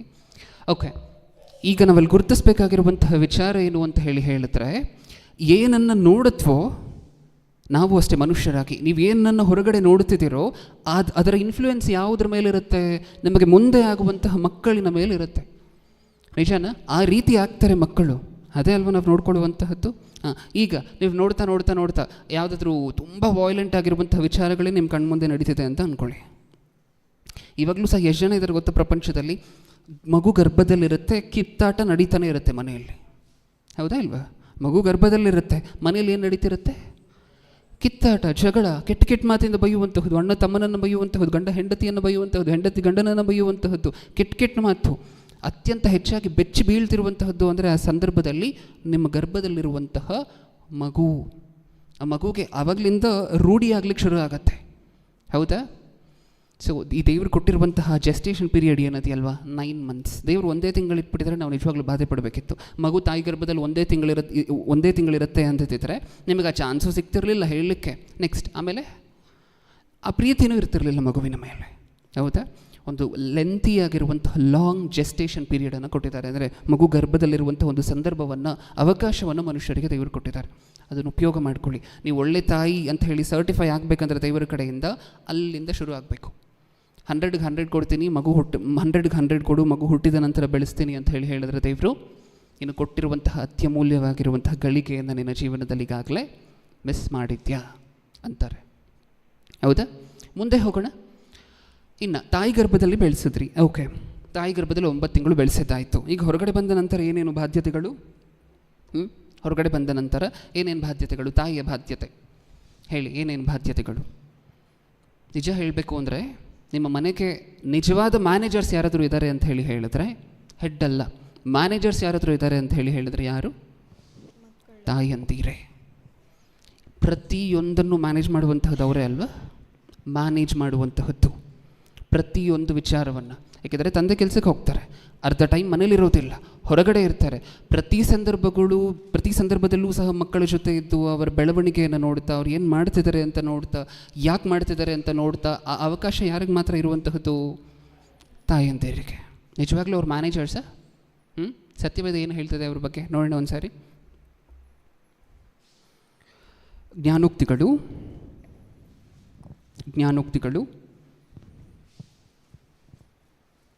31ನೇ ಅಧ್ಯಾಯ. ಜ್ಞಾನೋಕ್ತಿಗಳು 31ನೇ ಅಧ್ಯಾಯ 27ನೇ ವಚನ. 31-27. ಸೋಮಾರಿತನದ ಅನ್ನವನ್ನು ತಿನ್ನದೆ ಗೃಹ ಕೃತ್ಯಗಳನ್ನೆಲ್ಲ ನೋಡಿಕೊಳ್ಳುವಳು. ಮಕ್ಕಳು ಎದ್ದು ನಿಂತು ಆಕೆಯನ್ನು ಧನ್ಯಳು ಎಂದು ಹೇಳುವರು. ಪತಿಯೂ ಸಹ ಬಹುಮಂದಿ ಸ್ತ್ರೀಯರು ಗುಣವತಿಯರಾಗಿ ನಡೆದಿದ್ದಾರೆ, ಅವರೆಲ್ಲರಿಗಿಂತಲೂ ನೀನೇ ಶ್ರೇಷ್ಠಳು ಎಂದು ಆಕೆಯನ್ನು ಕೊಂಡಾಡುವನು. ಸಾಕು ಪ್ರಿಯರೇ, 27ನೇ ವಚನದಲ್ಲಿ ಒಂದು ಫ್ರೇಸನ್ನು ಓದ್ಕೊಂಡ್ವಲ್ವ? ಸೋಮಾರಿತನದ ಅನ್ನವನ್ನು ತಿನ್ನದೆ ಗೃಹ ಕೃತ್ಯಗಳನ್ನೆಲ್ಲ ನೋಡಿಕೊಳ್ಳುವಳು. ಏನು ಗೃಹ ಕೃತ್ಯಗಳು ಅಂದರೆ ಏನು? ಪಾತ್ರೆ ತೊಳೆಯೋದು ಬ್ರದರ್, ಬಟ್ಟೆ ಒಗೆಯೋದು ಬ್ರದರ್, ಟೈಮ್ಗೆ ಅಡುಗೆ ಮಾಡಿ ಇಡುವಂತಹದ್ದು ಬ್ರದರ್, ಅಷ್ಟೇನಾ? ಅದೆಲ್ಲ ಗೃಹ ಕೃತ್ಯಗಳು ಅಂತ ಹೇಳಿದ್ರೆ ಇಲ್ಲಿ ಮಾತಾಡ್ತಿರುವಂತಹದ್ದು ಆ ಗೃಹ ಕೃತ್ಯಗಳ ಬಗ್ಗೆ ಅಲ್ಲ. ಮೇಲಿಂದ ಓದ್ಕೊಂಡು ಬಂದರೆ ಹಸ್ಬೆಂಡ್ ಸೇಫ್ಟಿ ಎನ್ಶೋರ್ ಆಗುತ್ತೆ. ಅದು ಯಾವತ್ತಾದರೂ ವೈಫ್ಸ್ ಡೇ ಅಂತ ಅನ್ಫಾರ್ಚುನೇಟ್ಲಿ ಯಾವುದೂ ಇಲ್ಲ, ಅವತ್ತು ಮಾತಾಡ್ಕೊಳ್ಬೋದಿತ್ತು. ಓಕೆ, ಈಗ ಮದರ್ಸ್ ಡೇ ಅಂತ ಏನು ಮಾತಾಡ್ಕೊಳ್ತಿದ್ದೀವಲ್ವಾ, ಅಲ್ಲಿ ಕೆಳಗಡೆ ಮೇಲಿಂದ ನೀವು ಓದ್ಕೊಂಡು ಬಂದರೆ ಗಂಡನಿಗೆ ಸಂಬಂಧಪಟ್ಟಂತಹ ಬಾಧ್ಯತೆಗಳಿದೆ ಒಂದು ಸ್ತ್ರೀಗೆ, ಅದನ್ನು ಈಗಾಗಲೇ ಹೇಳಿದ ಹಾಗೆ ಇವತ್ತಾದರೂ ಮಾತಾಡೋಣ. ಮಕ್ಕಳಿಗೆ ಸಂಬಂಧಪಟ್ಟಿರುವಂತಹ ಬಾಧ್ಯತೆಗಳಿದೆ ಒಂದು ಸ್ತ್ರೀಗೆ. ಏನು? ಟಿಫಿನ್ ಕ್ಯಾರಿಯರ್ ಕಟ್ಟುವಂತಹದ್ದು, ಟಿಫಿನ್ ಮಾಡುವಂತಹದ್ದು, ಟೈ ಕಟ್ಟುವಂತಹದ್ದು, ಬೆಲ್ಟ್ ಹಾಕುವಂತಹದ್ದು, ಶೂ ಹಾಕುವಂತಹದ್ದು, ಸ್ಕೂಲು ಕಳಿಸುವಂತಹದ್ದು, ಇಷ್ಟು ಮಾತ್ರ ಅಲ್ಲ. ಗೃಹ ಕೃತ್ಯಗಳು ನಾನಾಗಲೇ ಹೇಳ್ತೆ, ಯಾವಾಗಲೂ ಸಹ ಪುರುಷರು ಮನೇಲಿರೋದಿಲ್ಲ. ಯಾವಾಗಲೂ ಸಹ ನಿಮ್ಮ ಮಕ್ಕಳನ್ನು ಬಹುತೇಕ ಸಮಯ ಅಟ್ಲೀಸ್ಟ್ ಅವರು 6 ಗಂಟೆ 7 ಗಂಟೆ ಶಾಲೆಯಲ್ಲಿ ಸಮಯ ಕಳೆದರೂ ಸಹ ಇನ್ನು ಉಳಿದಂತಹ ಸಮಯ ಅವ್ರನ್ನ ಅಬ್ಸರ್ವ್ ಮಾಡುವಂತಹ ಕೆಪಾಸಿಟಿ ಯಾರಿಗಿದೆ? ನಿಮಗೆ ಮಾತ್ರ. ಪುರುಷರು ಮನೇಲಿದ್ದರೆ ಅವ್ರು ನೋಡೋದಿಲ್ಲ, ಅವ್ರು ಅಬ್ಸರ್ವ್ ಮಾಡೋದಿಲ್ಲ. ಹೌದಾ? ತುಂಬ ಕ್ಲೋಸ್ ಆಗಿ ಅಬ್ಸರ್ವ್ ಮಾಡುವಂತಹ ಅವಕಾಶ ಯಾರಿಗಿದೆ? ನಿಮಗೆ ಅಲ್ವಾ? ಅವ್ರು ಶಾಲೆಯಲ್ಲಿ ಏನಾದರೂ ಯಾರ ಹತ್ರ ಬಂದು ಹೇಳ್ಕೊಳ್ತಾರೆ? ಫಸ್ಟು ನಿಮ್ಮ ಹತ್ರನೇ ಅಲ್ವಾ? ಡ್ಯಾಡಿಗೆ ಹೇಳಿದ್ರೆ ಬೈತಾರೆ, ಹೊಡಿತಾರೆ ಅನ್ನುವಂತಹ ಭಯ ನಿಮ್ಮ ಹತ್ರನೇ ಅಲ್ವಾ ಹೇಳ್ಕೊಳ್ಳುವಂತಹದ್ದು? ಏನಾದರೂ ಅವ್ರ ಫ್ರೆಂಡ್ ಜೊತೆ ಜಗಳ ಆದರೆ ನಿಮ್ಮ ಹತ್ರ ಬಂದು ಹೇಳ್ಕೊಳ್ತಾರೆ. ಅವ್ರ ಶಾಲೆಯಲ್ಲಿ ಟೀಚರ್ ಬೈದರೆ ನಿಮ್ಮ ಹತ್ರ ಬಂದು ಅವ್ರು ಹೋಮ್ವರ್ಕ್ ಮಾಡಿಲ್ಲ ಅಂದರೆ ನಿಮ್ಮ ಹತ್ರನೇ ಬಂದು ಹೇಳ್ಕೊಳ್ತಾರೆ. ಹೇಳ್ಬಿಟ್ಟು ಕೊನೆಯಲ್ಲಿ ಡ್ಯಾಡಿಗೆ ಹೇಳ್ಬೇಡ ಅಂತಾರೆ. ಹೌದಾ? ಇದೇ ಅಲ್ವಾ ನಡೆಯುವಂತಹದ್ದು? ಅಂದರೆ ಒಂದು ತುಂಬ ಮುಖ್ಯವಾಗಿರುವಂತಹ ಪಾತ್ರವನ್ನು ಪ್ರತಿ ಮಕ್ಕಳ ಜೀವನದಲ್ಲೂ ತಾಯಂದಿರಾಗಿ ನೀವು ಪೋಷಿಸ್ತಿದ್ದೀರಾ. ಅದನ್ನು ನೀವೆಲ್ಲರೂ ತುಂಬ ಚೆನ್ನಾಗಿ ನಿಭಾಯಿಸ್ಕೊಂಡು ಹೋಗ್ತಿದ್ದೀರಾ, ಅದು ಸರಿಯೇ. ಆದರೆ ಇನ್ನೂ ಏನು ಮಾಡಲಿಕ್ಕಾಗತ್ತೆ ಅನ್ನುವಂಥದ್ದು ಒಂದೇ ಅಲ್ವ ನಾವು ಆಲೋಚನೆ ಮಾಡ್ತಿರುವಂಥದ್ದು ಇವತ್ತಿನ ಸಂದೇಶದಲ್ಲಿ. ಗೃಹ ಕೃತ್ಯಗಳನ್ನೆಲ್ಲ ಅವನು ಹೆಂಗೆ ಮಾತಾಡ್ಲಿಕ್ಕೆ ಕಲ್ತಿದ್ದಾನೆ ಅನ್ನುವಂಥದ್ದು ನಿಮ್ಗೆ ಆ ವಯಸ್ಸಲ್ಲೇ ಗೊತ್ತಾಗೋಗುತ್ತೆ ಪ್ರಿಯರೇ. ಅವನ ಮಾತಲ್ಲಿ ಏನಾದರೂ ಚೇಂಜಸ್ ಇದೆಯಾ? ಕೆಟ್ಟ ಮಾತುಗಳು ಆಗಲಿಂದ ಇನ್ನು ಚಿಗುರ್ಲಿಕ್ಕೆ ಶುರು ಆಗಿದೆಯಾ? ಆವಾಗಲೇ ಗೊತ್ತಾಗೋಗುತ್ತೆ ನಿಮಗೆ. ಇಮಿಡಿಯೇಟಾಗಿ ಪಾಠ ಕಲಿಸುವಂಥ ಅವಕಾಶ ನಿಮಗೆ ಅಲ್ವಾ ಇರುವಂತಹದ್ದು? ಹೌದಲ್ವ? ಇಲ್ಲಿ ಆಮೇಲೆ ವಿಚಿತ್ರ, ಈಗ ತುಂಬ ಮನೆಗಳಲ್ಲಿ ಏನು ನಡೆಯುತ್ತೆ ಅಂದರೆ, ಇವಾಗಲೂ ಸಹ ತಾಯಿಗೆ ಗೊತ್ತಾಯಿತು ಅಂತ ಅಂದ್ಕೊಳ್ಳಿ, ಮಗ ಅಥವಾ ಮಗಳು ಮಾಡಿರುವಂತಹ ತಪ್ಪು ತಾಯಿಗೆ ಗೊತ್ತಾಯಿತು ಅಂತ ಅಂದ್ಕೊಳ್ಳಿ, ತಂದೆಗೆ ಗೊತ್ತಾಗಿಲ್ಲ ಇನ್ನೂ ಸಹ. ಆದರೆ ಬಹುತೇಕ ಮನೆಗಳಲ್ಲಿ ತಂದೆಯನ್ನು ನೋಡಿದ್ರೆ ಜಾಸ್ತಿ ಭಯ ಇರುತ್ತೆ ಮಕ್ಕಳಿಗೆ. ನಿಜನ? ತಂದೆಯನ್ನು ನೋಡಿದ್ರೆ ಮಕ್ಕಳಿಗೆ ಸಾಕಷ್ಟು ಮನೆಗಳಲ್ಲಿ ಜಾಸ್ತಿ ಭಯ ಇರುತ್ತೆ ತಾಯಿಗಿಂತ. ಓಕೆ, ಈಗ ತಾಯಿಗೆ ಗೊತ್ತಾಗುತ್ತೆ ಮಗ ಮಾಡಿರುವಂತಹ ತಪ್ಪು ಅಥವಾ ಮಗಳು ಮಾಡಿರುವಂತಹ ತಪ್ಪು. ಏನು ಮಾಡುವಂತಹದ್ದು ಹೇಳಿ? ನಿಮ್ಮ ಮಗ ಹೇಳ್ತಾನೆ ಬಂತು, ಡ್ಯಾಡಿಗೆ ಹೇಳ್ಬೇಡ ಅಂತ. ನೀವೇನು ಮಾಡುವಂತಹದ್ದು? ನಿಮಗಾಗುವಂತಹ ಕೆಲಸ ಅದಾಗಿದ್ದರೆ ದಯವಿಟ್ಟು ಸರಿ ಮಾಡಲಿಕ್ಕೆ ಪ್ರಯತ್ನ ಪಡಿ. ನಿಮ್ಮ ಮಗನನ್ನು ನೀವೇ ದಂಡಿಸಿ, ನಿಮ್ಮ ಮಗಳನ್ನು ನೀವೇ ದಂಡಿಸಿ. ಆಗಲ್ಲ ಅಂತ ಹೇಳಿ ನಿಮಗೆ ಗೊತ್ತಾದರೆ, ಇದರಿಂದ ಸರಿ ಮಾಡಲಿಕ್ಕೆ ನಿಮ್ಗೆ ಆಗೋದಿಲ್ಲ ಅಂತ ಗೊತ್ತಾದರೆ ಯಾರಿಗೆ ಇನ್ಫಾರ್ಮ್ ಮಾಡಬೇಕು? ಯಾರಿಗೆ ಇನ್ಫಾರ್ಮ್ ಮಾಡಬೇಕು? ತಂದೆಗೆ ಇನ್ಫಾರ್ಮ್ ಮಾಡಬೇಕು. ನೀವಿಬ್ಬರು ಒಂದು ಪಾರ್ಟಿ ಆಗೋದ್ರಿ ಅಂತ ಅಂದ್ಕೊಳ್ಳಿ. ಯಾರ್ಯಾರು? ಮಕ್ಕಳು, ನೀವು ಇಬ್ಬರು ಒಂದು ಪಾರ್ಟಿ ಆಗೋದ್ರಿ ಅಂತ ಅಂದ್ಕೊಳ್ಳಿ. ಇವಾಗ ಯಾರು ಎಕ್ಸ್ಟರ್ನಲ್ ಪಾರ್ಟಿ? ತಂದೆ, ಹೌದಾ? ಈ ಮಗ ಮಾಡ್ತಿರುವಂತಹದ್ದು ಏನು ಸಹ ತಂದೆಗೆ ಗೊತ್ತಿರೋದಿಲ್ಲ. ಆಮೇಲೆ ದೊಡ್ಡವನಾಗ್ತಾನೆ ಒಂದು ದಿನ, ಆಮೇಲೆ ಗೊತ್ತಾಗುತ್ತೆ ನಿಮಗೆ, ನಾನು ಆವಾಗ ತಪ್ಪು ಮಾಡಬಾರ್ದಾಗಿತ್ತು, ಹೇಳಬೇಕಾಗಿತ್ತು, ಸರಿ ಮಾಡಬೇಕಾಗಿತ್ತು ಅಂತ ಹೇಳಿ ನಿಮಗೆ ಆವಾಗ ಗೊತ್ತಾಗುತ್ತೆ. ಅದಾಗಬಾರ್ದಲ್ವ? ಅದಕ್ಕೆ ನಾವು ನೋಡ್ತಿರುವಂತಹದ್ದಲ್ಲಿ ಗೃಹ ಕೃತ್ಯಗಳನ್ನೆಲ್ಲ ಅವ್ರನ್ನ ಮಾನಿಟರ್ ಮಾಡುವಂತಹದ್ದು, ಕ್ಲೋಸಾಗಿ ಅಬ್ಸರ್ವ್ ಮಾಡುವಂತಹದ್ದು, ಪಾಠ ಕಲಿಸುವಂತಹದ್ದು, ಹೇಳ್ಕೊಡುವಂತಹದ್ದು, ತುಂಬ ಕ್ಲೋಸಾಗಿ ಅಬ್ಸರ್ವ್ ಮಾಡುವಂಥ ಅವಕಾಶ ನಿಮಗೆ ಮಾತ್ರನೇ ಇರುವಂತಹದ್ದು. ಅದು ದೇವರು ನಿಮಗೆ ಕೊಟ್ಟಿರುವಂತಹ ಸ್ಪೆಷಲ್ ಆಗಿರುವಂತಹ ವರ. ತಾಯಿ ಗರ್ಭದಲ್ಲಿರಬೇಕಾದ್ರೆ ನಿಮ್ಮ ಮಾತು ಕೇಳಿದ ತಕ್ಷಣ ಮಗು ಸೇಫ್ ಫೀಲ್ ಆಗ್ತಿತ್ತು. ನಿಮ್ಮ ಮಾತು ಕೇಳಿದ ತಕ್ಷಣ ತುಂಬ ಸಂತೋಷ ಪಡ್ತಿದ್ದ. ಹೊರಗಡೆ ಬಂದ ತಕ್ಷಣ ಎಲ್ಲವನ್ನು ನಿಮ್ಮ ಹತ್ರನೇ ಶೇರ್ ಮಾಡ್ಕೊಳ್ತಿದ್ದಾನೆ, ಹೌದಾ? ಹಾಗಾದರೆ ಬೆಸ್ಟ್ ಮ್ಯಾನೇಜರ್ ಅಂತ ಹೇಳ್ಬೋದಾ ನಿಮ್ಮ ಮಕ್ಕಳಿಗೆ ನೀವು? ಮುಂದೆ ಓದೋಣ. ಇನ್ನೂ ಒಂದು ತುಂಬ ಇಂಪಾರ್ಟೆಂಟ್ ಆಗಿರುವಂತಹ ಪಾಯಿಂಟ್ ಇದೆ ಅಧ್ಯಾಯದಲ್ಲಿ. 27ನೇ ವರ್ಷ 26 ಓದೋಣ ಒಂದು ಸಾರಿ. 31-26. ತೆರೆದು ಜ್ಞಾನವನ್ನು ತೋರ್ಪಡಿಸುವಳು, ಆಕೆಯ ನಾಲ್ಗೆಯು ಬುದ್ಧಿಯನ್ನು ಪ್ರೀತಿಪೂರ್ವಕವಾಗಿ ಹೇಳುವುದು. ಏನು ಮಾಡುತ್ತಂತೆ? ತಾಯಿಗಿರುವಂತಹ ಅತ್ಯಂತ ಸ್ಪೆಷಲ್ ಆಗಿರುವಂತಹ ಗುಣ ಏನು? ಈ ಮಕ್ಕಳಿಗೆ ಅಷ್ಟೊಂದು ಲಿಬರ್ಟಿ ಎಲ್ಲಿಂದ ಬರುತ್ತೆ? ಏನಾದರೂ ತಾಯಿಯ ಜೊತೆ ಶೇರ್ ಮಾಡ್ಕೊಳ್ಳುವಂತಹ ಅಷ್ಟೊಂದು ಲಿಬರ್ಟಿ ಎಲ್ಲಿಂದ ಬರುತ್ತೆ ಅಂದರೆ ಇಲ್ಲಿಂದಾನೆ. ಬಾಯಿ ತೆರೆದು ಜ್ಞಾನವನ್ನು ತೋರ್ಪಡಿಸುವಳು ಅಂದರೆ ಒಂದು ತಾಯಿಯ ಬಗ್ಗೆ ದೇವರಿಗಿರುವಂಥ ಎಕ್ಸ್ಪೆಕ್ಟೇಷನ್ ಒಂದು ಸರಿ ನೋಡಿ. ತಾಯಿ ಆಗಿರುವಂಥವಳು ಏನು ಮಾಡಬೇಕಂತೆ? ಬಾಯಿ ತೆರೆದು ಏನು ಮಾಡಬೇಕಂತೆ? ಜ್ಞಾನವನ್ನು ತೋರ್ಪಡಿಸುವಳು. ನೆಕ್ಸ್ಟ್, ಆಕೆಯ ನಾಲಿಗೆಯು ಬುದ್ಧಿಯನ್ನು ಪ್ರೀತಿಪೂರ್ವಕವಾಗಿ ಹೇಳುವುದು. ಹೆಂಗೆ ಹೇಳುತ್ತೆ ತಾಯಿ? ಪ್ರೀತಿಪೂರ್ವಕವಾಗಿ. ಬುದ್ಧಿ ಹೇಳ್ತಿದೆ ನಿಜ. ತಂದೆ ಹೇಳುವಂತಹ ರೀತಿಗೂ ತಾಯಿ ಹೇಳುವಂತಹ ರೀತಿಗೂ ತುಂಬ ವ್ಯತ್ಯಾಸ ಇರುತ್ತಲ್ವ? ತಂದೆ ಭಯಂಕರವಾಗಿರುತ್ತೆ, ಒಂದು ಸರಿ ಗದರಿದ್ರೆ, ಹೌದಾ ಇಲ್ವಾ? ಆದರೆ ತಾಯಿ ಹೇಳುವಂತಹ ರೀತಿ ಅಂಥದ್ದಲ್ಲ. ಈ ಲಿಬರ್ಟಿ ಎಲ್ಲಿಂದ ಬಂತು ನಮಗೆ ಅಂತ ಹೇಳಿದ್ರೆ ಏನು ಮಾಡಿದ್ರು ತಾಯಿ ಹತ್ರ ಹೋಗಿ ಶೇರ್ ಮಾಡ್ಕೊಳ್ಳುವಂತಹದ್ದು ಇದರಿಂದನೇ. ತಾಯಿ ಏನು ಹೇಳಬೇಕಂದ್ರೂ ಪ್ರೀತಿಪೂರ್ವಕವಾಗಿ ಹೇಳ್ತಾಳೆ. ಇವಾಗ ನಿಮಗಿರುವಂತಹ ಚಾನ್ಸ್ ಏನು ಅಂದರೆ, ನಿಮ್ಮ ಮಕ್ಕಳನ್ನು ನೀವು ಸರಿಯಾದ ದಾರಿಯಲ್ಲಿ ತರಬೇಕು ಅಂತ ಹೇಳಿದ್ರೂ ಸಹ ನೀವು ಒಂದು ಎಮೋಷನ್ ಕ್ರಿಯೇಟ್ ಮಾಡ್ಬೋದು, ಒಂದು ಬಾಂಡೇಜ್ ಕ್ರಿಯೇಟ್ ಮಾಡ್ಬೋದು, ಎಮೋಷ್ನಲಾಗಿ ಹೊರಗಡೆ ತೊಗೊಂಡ್ಬರ್ಬೋದು ಮಾತಾಡಿ. ಪ್ರೀತಿಪೂರ್ವಕವಾಗಿ ನೀವು ಏನು ಹೇಳಿದ್ರೂ ಸಹ ಪ್ರೀತಿಪೂರ್ವಕವಾಗಿ ಕೇಳಿಸದಂತೆ ನಿಮ್ಮ ಮಕ್ಕಳಿಗೆ, ಹೌದಾ? ಆ ಬಾಧ್ಯತೆ ಇದೆಯಾ ನಮಗೆ? ಮನುಷ್ಯರಾಗಿ ಈ ಬಾಧ್ಯತೆಯನ್ನು ಸಹ ತಾಯಿಗೆ ಕೊಟ್ಟಿದ್ದಾರೆ ದೇವರು. ನೀ ಏನು ಹೇಳಿದ್ರು ಮಕ್ಕಳು ಕೇಳ್ತಾರೆ. ನೀನು ವಾಯ್ಸ್ ಕೇಳಿದ್ರೆ ಸೇಫಾಗಿ ಫೀಲ್ ಆಗ್ತಾರೆ, ನೀನು ಪಕ್ಕದಲ್ಲಿದ್ದರೆ ಸೇಫಾಗಿ ಫೀಲ್ ಆಗ್ತಾರೆ ಅಂದರೆ ಅದನ್ನೇ ಹೇಳ್ತಿರುವಂತಹ ದೇವರು. ನೀವು ಬುದ್ಧಿವಾದವನ್ನು, ಸರಿಯಾಗಿರುವಂತಹ ದಾರಿಗೆ ಅವರನ್ನು ಪ್ರೀತಿಪೂರ್ವಕವಾಗಿರುವಂತಹ ಶಬ್ದಗಳನ್ನು ಉಪಯೋಗ ಮಾಡ್ಕೊಂಡು ತೊಗೊಂಡು ಬರ್ಬೋದು. ನೀವು ಮಾತಾಡಿದ್ರೆ ಮಕ್ಕಳು ಹತ್ಬಿಡ್ತಾರೆ ಒಂದೊಂದ್ಸರಿ. ಆ ಎಮೋಷ್ನಲ್ ಏನು ಹೇಳ್ತೀವ ಎಕ್ಸ್ಪ್ರೆಸ್ ಮಾಡುವಂತಹ ನಿಮಗೆ ಮಾತ್ರನೇ ಕೊಟ್ಟಿರುವಂತಹ ದೇವರು, ಹೌದಾ? ಇದಕ್ಕೋಸ್ಕರನೂ ಇದೆಲ್ಲ ನಮ್ಮ ಮನಸ್ಸಲ್ಲಿರಬೇಕು. ಒಂದು ತಾಯಿಯಾಗಿ ನನ್ನ ಬಾಧ್ಯತೆಗಳೇನೇನು, ಗೃಹ ಕೃತ್ಯಗಳನ್ನೆಲ್ಲ ನೋಡ್ಕೊಳ್ಳುವಂತಹದ್ದು. ಅಂದರೆ ಬಟ್ಟೆ ಹೋಗಿ ಒಂದು ಬರೀ ಇಷ್ಟು ಮಾತ್ರ ಅಲ್ಲ, ಇದೆಲ್ಲ ಮೀರಿ ಸಾಕಷ್ಟಿದೆ. ಅದನ್ನು ಹೊರತುಪಡಿಸಿ ಕೆಳಗಡೆ ಬರ್ತಾ ಇನ್ನೂ ಏನೇನು ಹೇಳಿದರೆ 26ನೇ ವಚನದಲ್ಲಿ ಮೇಲುಗಡೆ ಪ್ರೀತಿಪೂರ್ವಕವಾಗಿ ಬುದ್ಧಿವಾದವನ್ನು ಹೇಳಬಹುದು. ಆ ಟ್ಯಾಲೆಂಟ್ ಬರೀ ತಾಯಿಗೆ ಮಾತ್ರನೇ ಇರುವಂತಹದ್ದು, ಹೌದಾ? ಇನ್ನು ಮುಂದೆ ಓದ್ಕೊಂಡು ಹಾಗೆ ಹೋಗಿ ನೋಡೋಣ. ಇದೇ ಅಧ್ಯಾಯ ಮುಂದೆ. ಮಕ್ಕಳು ಎದ್ದು ನಿಂತು ಆಕೆಯನ್ನು ಧನ್ಯಳು ಎಂದು ಹೇಳುವರು. ಪತಿಯೂ ಸಹ ಬಹುಮಂದಿ ಸ್ತ್ರೀಯರು ಗುಣವತಿಯರಾಗಿ ನಡೆದಿದ್ದಾರೆ, ಅವರೆಲ್ಲರಿಗಿಂತಲೂ ನೀನೇ ಶ್ರೇಷ್ಠಳು ಎಂದು ಆಕೆಯನ್ನು ಕೊಂಡಾಡುವನು. ಈ ಪರಿಸ್ಥಿತಿ ಬರುತ್ತೆ ಪ್ರಿಯರೇ ಪ್ರತಿಯೊಬ್ಬೊಬ್ಬರ ಜೀವನದಲ್ಲೂ ಸಹ. ಅಮ್ಮ ನಿಜ ನಾನು ಈ ಹಂತದಲ್ಲಿದ್ದೀನಿ ಅಂತ ಹೇಳಿದ್ರೆ ಅದು ನಿನ್ನಿಂದ. ಕೇಳಿದ್ದೀವ ಈ ಮಾತುಗಳನ್ನು ಯಾವತ್ತಾದರೂ? ಅದು ನೀನು ತೋರಿಸುವಂತಹ ಪ್ರೀತಿಯಿಂದ, ನೀನು ನನ್ನ ಚಿಕ್ಕ ವಯಸ್ಸಿಂದ ನೋಡ್ಕೊಂಡಂತಹ ವಿಧಾನದಿಂದ ಅಂತ ಯಾವತ್ತು ಹೇಳ್ತಾರೋ ಅವತ್ತು ಅಂದ್ಕೊಳ್ಳಿ, ತಾಯಿಯಾಗಿ ನನ್ನ ಜೀವನ, ದೇವರು ನನಗೆ ಕೊಟ್ಟಿರುವಂತಹ ಬಾಧ್ಯತೆ ಸಾರ್ಥಕ. ನನ್ನ ಮಗಳನ್ನು ಅಥವಾ ಮಗನನ್ನು ದೇವರಲ್ಲಿ ಬೆಳೆಸಿದ್ದೀನಿ. ಪ್ರಪ್ರಥಮವಾಗಿ ಒಂದೊಳ್ಳೆ ಹ್ಯೂಮನ್ ಬೀಯಿಂಗ್, ಒಳ್ಳೆ ಮನುಷ್ಯನಾಗಿ ಮಾಡಿದ್ದೀನಿ, ತೀಡಿದ್ದೀನಿ. ಆತನಿಗೆ ಹೇಗೆ ಕರುಣೆ ತೋರಿಸ್ಬೇಕಂತ ಗೊತ್ತು, ಹೇಗೆ ದಯೆ ತೋರಿಸ್ಬೇಕಂತ ಗೊತ್ತು, ಹೇಗೆ ಇನ್ನೊಬ್ಬರನ್ನು ಆಧರಿಸ್ಬೇಕಂತ ಗೊತ್ತು, ಹೇಗೆ ಒಬ್ಬರನ್ನ ದೇವರಲ್ಲಿ ಕರ್ಕೊಂಬರ್ಬೇಕಂತ ಗೊತ್ತು. ಆ ಮಾತು ಯಾವಾಗ ನಿಮ್ಮ ಕಿವಿಗೆ ಬೀಳುತ್ತೋ ನೀವು ಧನ್ಯರು. ಸಾಕಷ್ಟು ಜನ ಈಗಾಗಲೇ ನಿಮ್ಮ ಮಕ್ಕಳು ನಿಮಗೆ ಹೇಳಿರ್ತಾರೆ, ಹೌದಾ? ಈ ಮಾತನ್ನು ಅಮ್ಮ ಯಾವತ್ತಾದರೂ ಕಣ್ಣೀರು ಹಾಕೇ ಇರ್ತಾರಲ್ವ? ಈ ಹಂತದಲ್ಲಿದ್ದೀನಿ ಅಂದರೆ ನಿನ್ನಿಂದ ಅಮ್ಮ, ನಿನ್ನಿಂದ. ನೀನು ಚಿಕ್ಕ ವಯಸ್ಸಿಂದ ನಾನು ನೋಡ್ಕೊಂಡಿದ್ದರಿಂದ, ನಮ್ಮ ತಾಯಿ ಈ ಥರ ನಾನು ನೋಡಿಕೊಂಡ್ರು ಅಂತ ಇನ್ನೊಬ್ಬರ ಹತ್ರ ಅವ್ರು ಹೇಳಿದ್ರು ಪರವಾಗಿಲ್ಲ, ಅದು ನಿಮ್ಮನ್ನು ಹೊಗಳಿದಂತೆಯೇ, ಈ ಮಾತು ನಿಮ್ಮ ಕುರಿತಂತೆ ಹೇಳಿದಂತೆಯೇ. ಇಲ್ಲಿ ಹೇಳಿದಾರಲ್ವ, ಎದ್ದು ನಿಂತು ಮಕ್ಕಳು, ಅಮ್ಮ ನೀನು ಧನ್ಯಳು. ಅದು ಆ ಮಾತಿಗೆ ಅರ್ಥ, ಹೌದಾ? ಸೊ ಇಷ್ಟೆಲ್ಲ ಬಾಧ್ಯತೆ ಇದೆ. ಇವಾಗ ಹೇಳಿ, ದೇವ್ರ ಕಡೆಯಿಂದ 100 ತೊಗೋಬೇಕಾದ್ರೆ ಏನೇನು ಮಾಡಬೇಕು? ಇಷ್ಟೆಲ್ಲ ಮಾಡಬೇಕು. ಅವ್ರನ್ನ ಕ್ಲೋಸಾಗಿ ಅಬ್ಸರ್ವ್ ಮಾಡುವಂತಹದ್ದು. ಅವ್ರು ಬೆಳಗ್ಗೆ ಎದ್ದ ತಕ್ಷಣ ಅವರ ಪಕ್ಕದಲ್ಲಿರುವಂತಹದ್ದು ಯಾರು? ನೀವೇ ಅಲ್ವಾ? ಫಸ್ಟ್ ಆಫ್ ಆಲ್ ಅವ್ರನ್ನ ಎಬ್ಬರಿಸುವಂಥದ್ದು ಯಾರು? ನೀವೇ. ಸೊ ಅವ್ರು ಎದ್ದ ತಕ್ಷಣ ಪ್ರಾರ್ಥನೆ ಮಾಡ್ತಿದ್ದಾರಾ ಇಲ್ವಾ ಅಂತ ಚೆಕ್ ಮಾಡುವಂಥ ಅವಕಾಶ ಯಾರಿಗಿದೆ? ನಿಮಗೆ ಮಾತ್ರ. ನಿಜನಾ? ಆಮೇಲೆ ಮತ್ತು ಅವ್ರು ಶಾಲೆಗೆ ಹೋಗಿದ ತಕ್ಷಣ, ಶಾಲೆಯಿಂದ ಬಂದಿದ ತಕ್ಷಣ ಮನೇಲಿರುವಂತಹದ್ದು ಯಾರು? ನೀವೇ. ಮತ್ತೆ ಶಾಲೆಯಿಂದ ಬಂದ ತಕ್ಷಣ ಅಥವಾ ಶಾಲೆಗೆ ಹೋಗಬೇಕಾದ್ರೆ ಅವ್ರು ಪ್ರಾರ್ಥನೆ ಮಾಡ್ತಿದ್ದಾರೆ ಅಂತ ಚೆಕ್ ಮಾಡುವಂತಹ ಒಂದು ಅವಕಾಶ ಯಾರಿಗಿದೆ? ನಿಮಗೆ. ನಮಗೆ ಅರ್ಥ ಆಯಿತು ಎಷ್ಟು ಕ್ಲೋಸಾಗಿ ಮಕ್ಕಳನ್ನು ಅಬ್ಸರ್ವ್ ಮಾಡುವಂತಹ ಅವಕಾಶಗಳಿದೆ ತಾಯಂದಿರಿಗೆ. ತಂದೆಯಂದಿರಾಗಿ ನಾವು ಕಲಿಬೇಕಾಗಿರುವಂಥದ್ದು ಸಾಕಷ್ಟಿದೆ. ಮಾತಾಡ್ಕೊಳ್ಳೋಣ, ಮೆನ್ಸ್ಡೇ ಬರಲಿ. ಓಕೆ, ಈಗ ಇಷ್ಟು ಚೆನ್ನಾಗಿರುವಂತಹ ಅವಕಾಶ ಇದೆ ಅಂತ ಹೇಳಿದ್ರೆ, ಇಷ್ಟೊಂದು ಕ್ಲೋಸ್ ಆಗಿರುವಂತಹದ್ದು, ಸಾಂತ್ವನ ಕೊಡುವಂತಹದ್ದು, ಬುದ್ಧಿವಾದಗಳನ್ನು ಪ್ರೀತಿಯಿಂದ ಹೇಳುವಂತಹದ್ದು, ಇಷ್ಟೊಂದೆಲ್ಲ ಅವಕಾಶಗಳಿದೆ ಅಂದರೆ ಅದನ್ನು ಯಾಕೆ ಉಪಯೋಗ ಮಾಡ್ಕೋಬಾರ್ದು? ಹೌದಲ್ವಾ?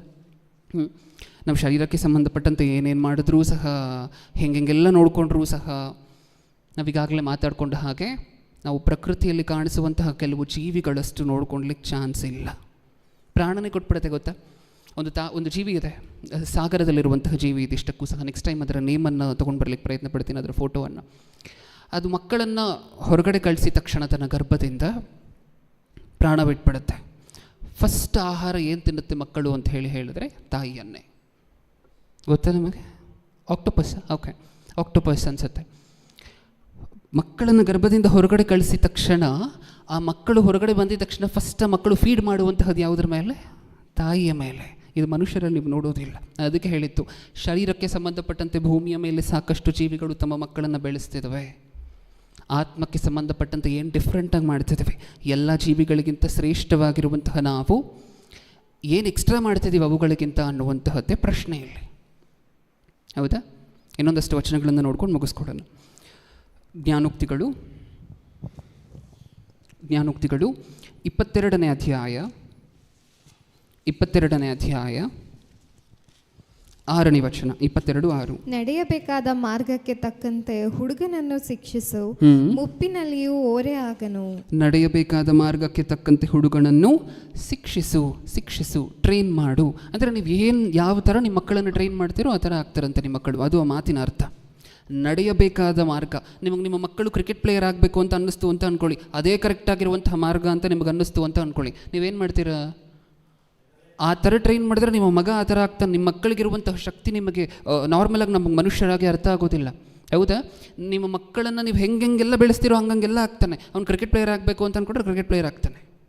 ಇಲ್ಲ ಹೋಗಿ ಯಾವುದಾದ್ರೂ ರಸ್ತೆಯಲ್ಲಿ ಜಗಳಗಳು ಮಾಡ್ಕೋಬೇಕು, ಗಟ್ಟಿಯಾಗಿ ಎಲ್ಲರನ್ನು ಬಡ್ದಾಡಬೇಕು ಅಂತ ಹೇಳಿದ್ರೆ ಹಂಗಾಗ್ತಾನೆ. ನೀವು ದೇವರಲ್ಲಿ ನಿಮ್ಮ ಮಕ್ಕಳು ನಿಂತ್ಕೋಬೇಕು ಅಂತ ನೀವು ಅಂದ್ಕೊಂಡ್ರೆ ಹಾಗೆ ಆಗ್ತಾರೆ. ಅದನ್ನು ತಪ್ಪಿಸ್ಲಿಕ್ಕಾಗೋದಿಲ್ಲ.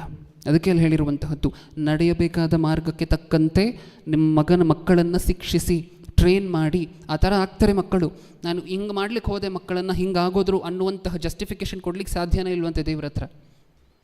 ನನ್ನ ಮಕ್ಕಳನ್ನು ಹಿಂಗೆ ಬೆಳೆಸಲಿಲ್ಲ, ಕರೆಕ್ಟಾಗಿ ಬೆಳೆಸ್ತೆ, ಆದರೂ ಅವ್ರು ಕೆಟ್ಟೋದ್ರು ಅನ್ನುವಂತಹ ಪದಕ್ಕೆ ಅರ್ಥನೇ ಇಲ್ಲ ದೇವ್ರ ಮುಂದೆ. ಯಾಕಂದರೆ ದೇವ್ರು ಏನು ಹೇಳಿದರೆ ಸ್ಪಷ್ಟವಾಗಿ, ಹೆಂಗೆ ನಡಿಬೇಕು ಆ ಥರ ಟ್ರೈನ್ ಮಾಡು ಮಕ್ಕಳನ್ನು, ಅವ್ರು ಅದೇ ಥರ ಆಗ್ತಾರೆ. ಗರ್ಭದಿಂದ ದೇವರ ಬಗ್ಗೆನೇ ಹೇಳಿ, ಹೊರಗಡೆ ಬಂದ ನಂತರನೂ ದೇವರ ಬಗ್ಗೆನೇ ಹೇಳಿ, ಬೆಳೀತಾನೂ ದೇವರ ಬಗ್ಗೆನೇ ಹೇಳಿ, ಯೌವನ ಕಾಲದಲ್ಲೂ ದೇವರ ಬಗ್ಗೆನೇ ಹೇಳಿ, ಇನ್ನೂ ಮಧ್ಯ ವಯಸ್ಸಿನಲ್ಲಿಯೂ ದೇವರ ಬಗ್ಗೆನೇ ಹೇಳಿ.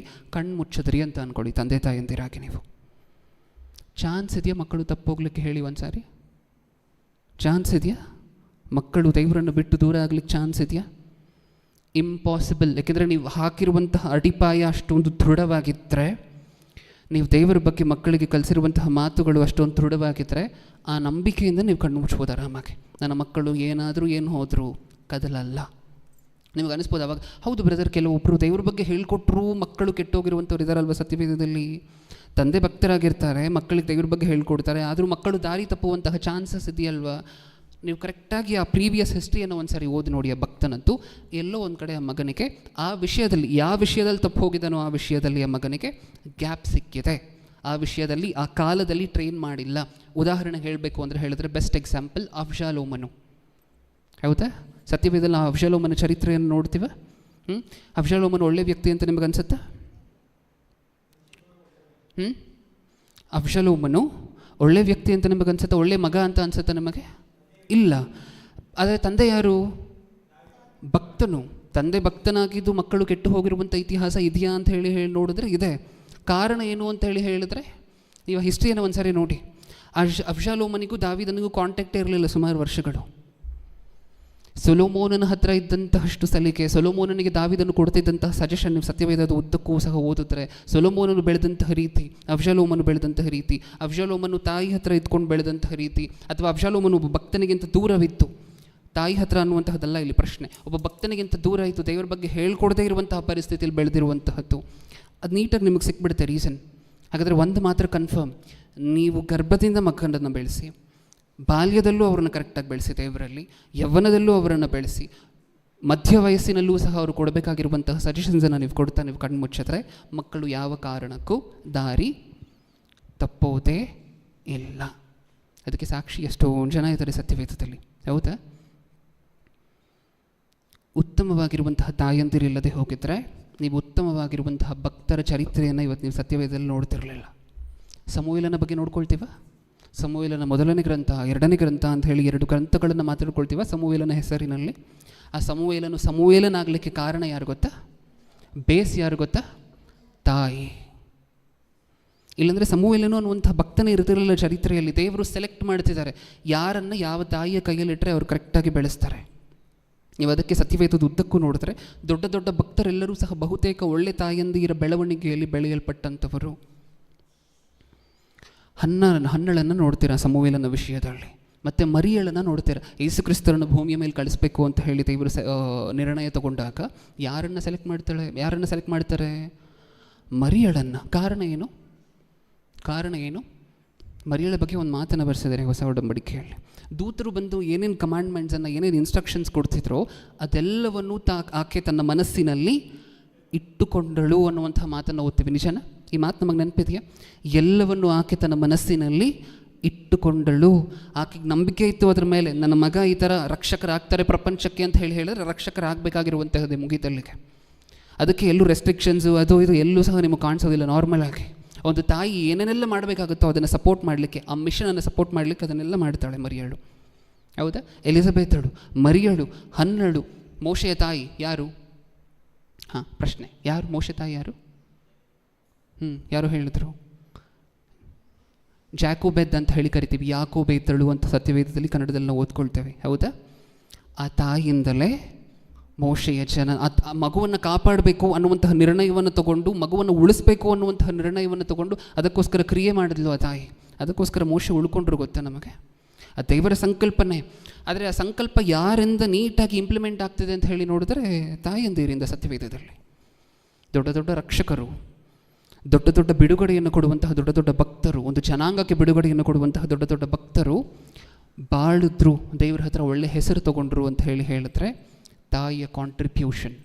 ಅಂದರೆ ಒಂದು ತಾಯಿಗೆ ಒಂದು ದೊಡ್ಡ ಭಕ್ತನನ್ನು ಸೃಷ್ಟಿ ಮಾಡುವಂತಹ ಟ್ಯಾಲೆಂಟ್ ಇದೆ, ಶಕ್ತಿ ಇದೆ ಅಂತ ಹೇಳಿ ನೋಡಿದ್ರೆ ನೀವು ಅನ್ಕೋಬೇಕು, ಶಭಾಷ್, ಸ್ತ್ರೀಯ ಜನ್ಮ ಸಾರ್ಥಕ. ಇನ್ನು ಯಾಕೆಂದರೆ ಒಂದು ಮಗುವನ್ನು ಅಷ್ಟೊಂದು ಎತ್ತರಕ್ಕೆ ನಾನು ಬೆಳೆಸ್ಬೋದು ಅಂದರೆ ನನಗಿನ್ನೇನು ಬೇಕು ಅಲ್ವಾ?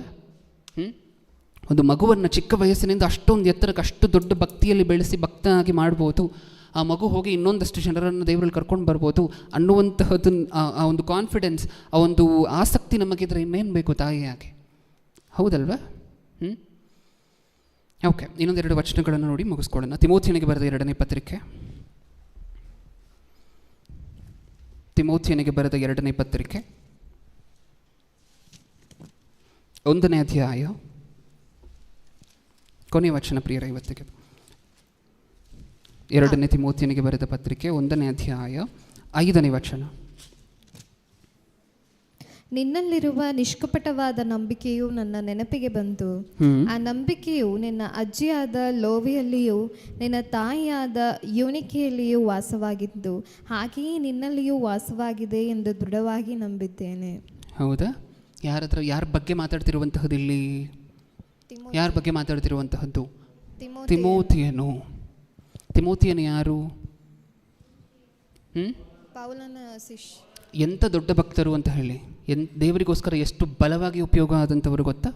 ಯವ್ವನ ಕಾಲದಲ್ಲಿ ದೇವರಿಗೋಸ್ಕರ ಅತಿ ಶ್ರೇಷ್ಠವಾಗಿ ಅತ್ಯಂತ ದೊಡ್ಡ ಮಾದರಿಯಾಗಿ ಜೀವನ ಮಾಡಿದಂಥವರು ಎಫೆಸದಲ್ಲಿ ತಿಮೋತಿ.